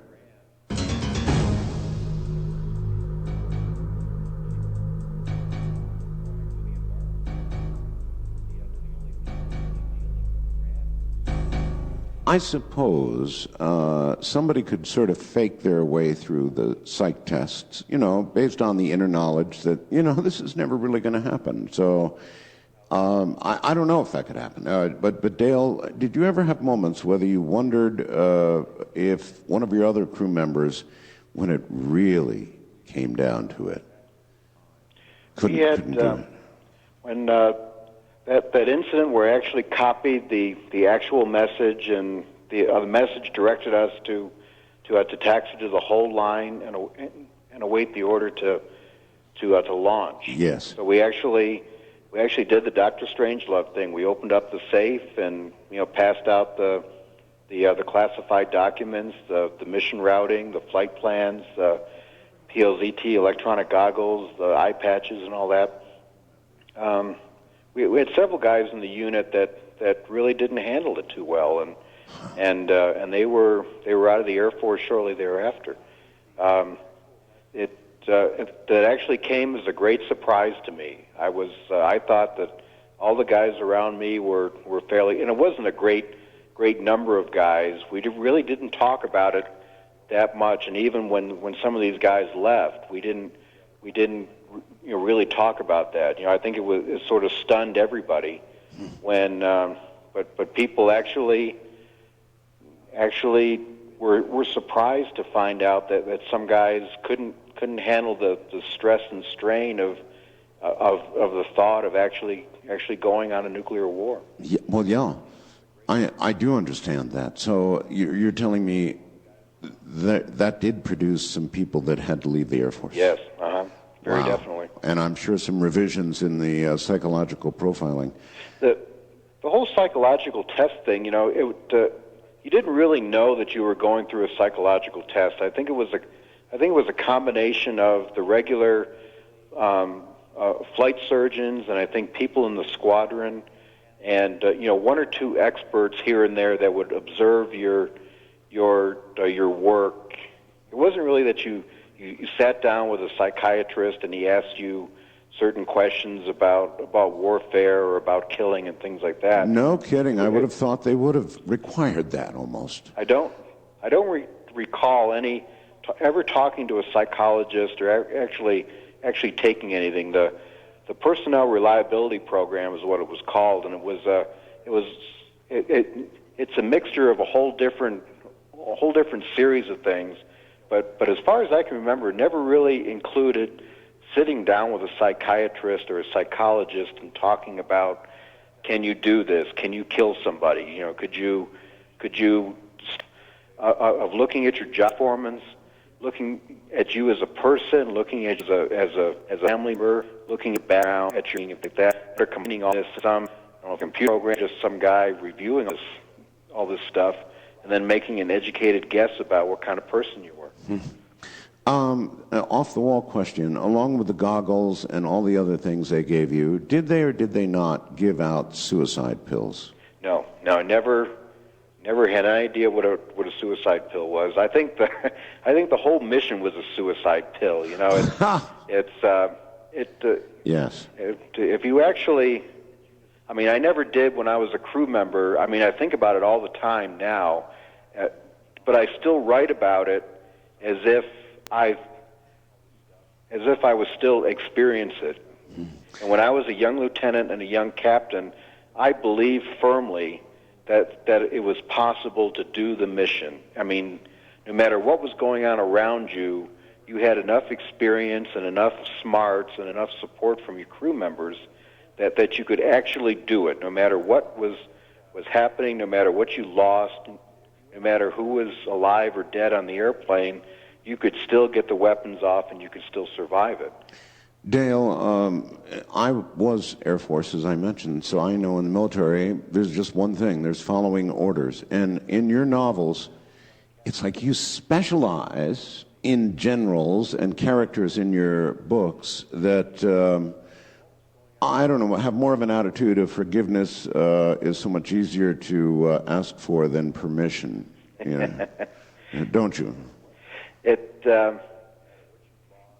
My novels really don't have that much to do with the real world. I try to create a good story, and I don't let the truth get in the way of a good story. I see. It's I want to create conflict, and I want to create a sense of confusion in the books, and I want the reader to always be knocked back on their heels and guessing what's going to happen on the next page. And I try very hard, and sometimes I succeed and sometimes I don't, but I don't want to create cookie-cutter characters that are predictable. And there's always a danger of that, isn't there? Absolutely. Sure. I mean, people have a certain expectation about what a general does and says, what an admiral does and says, and I don't want to fall in the trap of writing what the reader would expect. I want something different and always turning the pages. So your main generals are always on the edge of a court-martial, or worse. My heroes. Yes.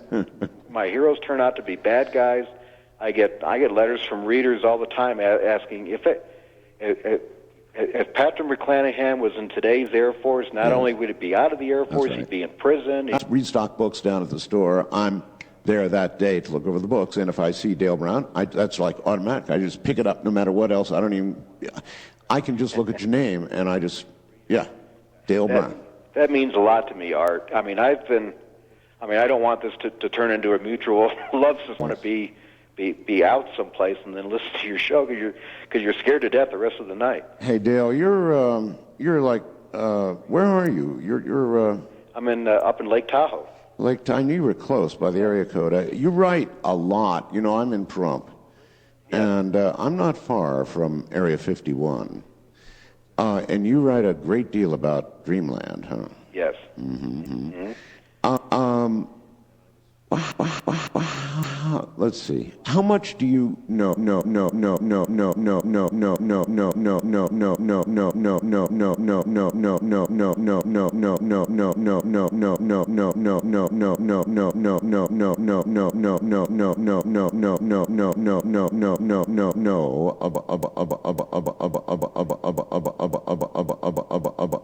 About the real Dreamland? What I know about Dreamland is I've seen more and more detailed satellite photos of it. Yes. And talked to some people who have worked out there. talked to some people from Nellis who go out there on a regular basis. Yes. What I'm starting to realize is that Dreamland is nothing more than a little Air Force base, and it's a place that is constantly changing. They've expanded the base, they've taken down the base, they add things onto it. But in all respects, the people I've talked to and the things I've seen, it is nothing more than a small version of Edwards Air Force Base. It's another base that's on the edge of a dry lake bed, where the military pretty much gets to do whatever they want, and they get to build bases, and they get to abandon them, and they get to move equipment out there, and they get to leave it and build something else. But also it's a regular Air Force base. I know they have a theater. I know they have softball fields. I know they have a running track, and so I think that you could take any military person, you could stick them on you could blindfold him and fly him out there and take the blindfold off, and he wouldn't know. You would think that he's at Edwards or he's at Nellis or he's at Cannon Air Force Base. Is that the way they fly people out there, Dale? They pretty much do. They load them up in a little 727 and fly them out there, and they stay out there for anywhere from 1 to 4 days, and then they fly them back. And well, listen, Dale, I swear to God that what I'm going to tell you is true. On my way home one night from Las Vegas to here in Pearl, not far from home, dead quiet summer night, much like the one we have out there right now, a little warmer, almost full moon, and a silent floating triangle came above my wife and myself. We got out of the car, stood and watched it float, not fly. I know what aerodynamic flight is, guarantee it wasn't that. No engines, no sound, could hear crickets a quarter of a mile away as this thing came over. Felt like I could have thrown a rock at it. It was gigantic, Dale. Now, that was either, and it was headed, by the way, out across the valley toward Area 51, the mountains in Area 51. So it was either something we have that is so damn far advanced that we've learned to control gravity, or I don't think I believe that it was hot air, although I've heard rumors about craft of that sort. But I'm telling you, brother, this flew over my head. It was them or it was us. Either way, it's a gigantic story. Anything on these triangles? You know anything about them? No, I do know about airships, very high altitude airships that are, they're in development. I'm talking about an airship that can fly at 100,000 feet and stay aloft for months at a time. I know we're developing things like that. I've done extensive research into not necessarily floating aircraft, but hypersonic aircraft and the Aurora space plane and things like that. I do believe that aircraft like Aurora, the next generation of strategic bombers, exist, and I believe that's one reason why at one time we were going to build 120 stealth bombers, and the buy went down to 20. So then these people in Southern California who swear that they hear these thundering roars and bangs, which they have assumed to be the Aurora coming in from the Pacific toward Dreamland. You think that has substance? Absolutely. I believe Aurora has been flying since the first Gulf War, and I believe there's any aircraft that can routinely for things like that we use on a regular basis. Is America's most secret aircraft research going on at Dreamland? No, Dreamland was never designed for the actual research. It was designed to once they actually develop an aircraft that could fly or that could actually launch a weapon. Yes. That device goes out to Dreamland, and they actually put it in the hands of some military crew members. And that's what Dreamland is for. And that's where they test fly. Yes. Yeah. It's not exactly test flight. It's some regime between the drawing or between the actual research and just before it goes into production. It's sort of a proof of concept type of activity. I see. There have been rumors, nothing more really, well, maybe more, of things out at Dreamland that might even be extraterrestrial in origin, that attempts at back engineering and even flight have been attempted out there. Certainly weird things have been observed in that area over the years, flying, very weird things. See, I've worked around that whole area for years. I've flown out at Red Flag, had short assignments to Nellis. Yes. I never even really heard the term Area 51 until relatively recently. We never used the term Area 51 before. It was it has a restricted area number, and it has a name on it that we were careful not to overfly the area unless you had permission to do so. But we never called it Area 51, and I never really knew where all the rumors about aliens and I never heard any of that stuff. And I've been to Wright-Patterson Air Force Base, and I've never heard anything about the hangars that have the aliens in it until relatively recently. And in my Air Force experience, until relatively recently, what have you heard relatively recently? I mean, just in the press, or no? I mean, just the things that have come out in motion pictures and the press about so-called Area 51, and I really don't know. I mean, I know all the areas at Groom Lake and the different research centers and the various areas like the bomb disposal areas and things like that, but I'm not exactly sure where Area 51 is. I know where Groom Lake is. I'm very familiar with the airfields, but I don't exactly know where Area 51, unless they're talking about the same place. You've written so many great novels now, and so many people who try to write novels, of course, don't. They fail. Where is it they fail, and how do you think you succeeded? It's writing a novel it's a very personal thing. If you're going to do it right, you have to put a lot of yourself into the book, and it doesn't mean you have to have personal experiences like I did. My first novel was a fantasy autobiography. I mean, the Patrick McClanahan in Flight of the Old Dog was the bombardier I always wanted to be. Yes. And I put him in the book. And you have to be able to do that. And I think people who want to write a novel are very reluctant to put part of themselves in the book because that exposes you. That lets everybody know who you are and what you think and what you want to be. Yeah, sure. And that's a very difficult thing to do. And I think if they save them, drag them out every now and then and cry on them. Oh, I have my scrapbook with every rejection letter that I ever received for Flight of the Old Dog, and those are just the ones that came back. Maybe 25% of them actually come back. But I think most people give up. You get a few of them, and you say, well, that's that. I must be writing really bad stuff.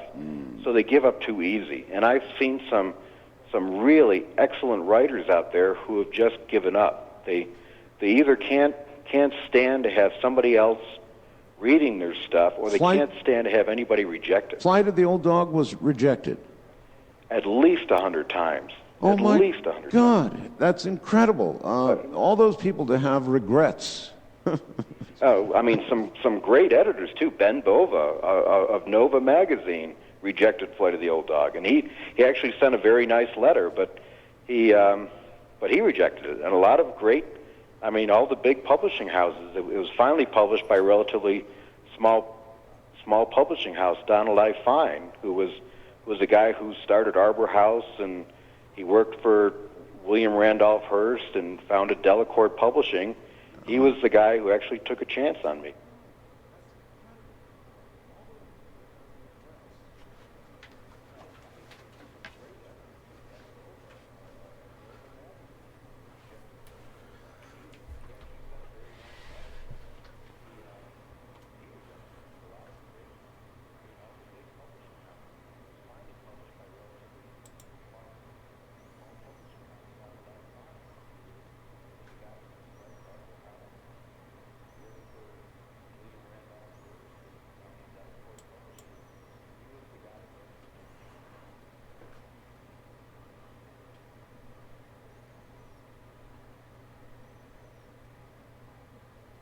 That's all, folks.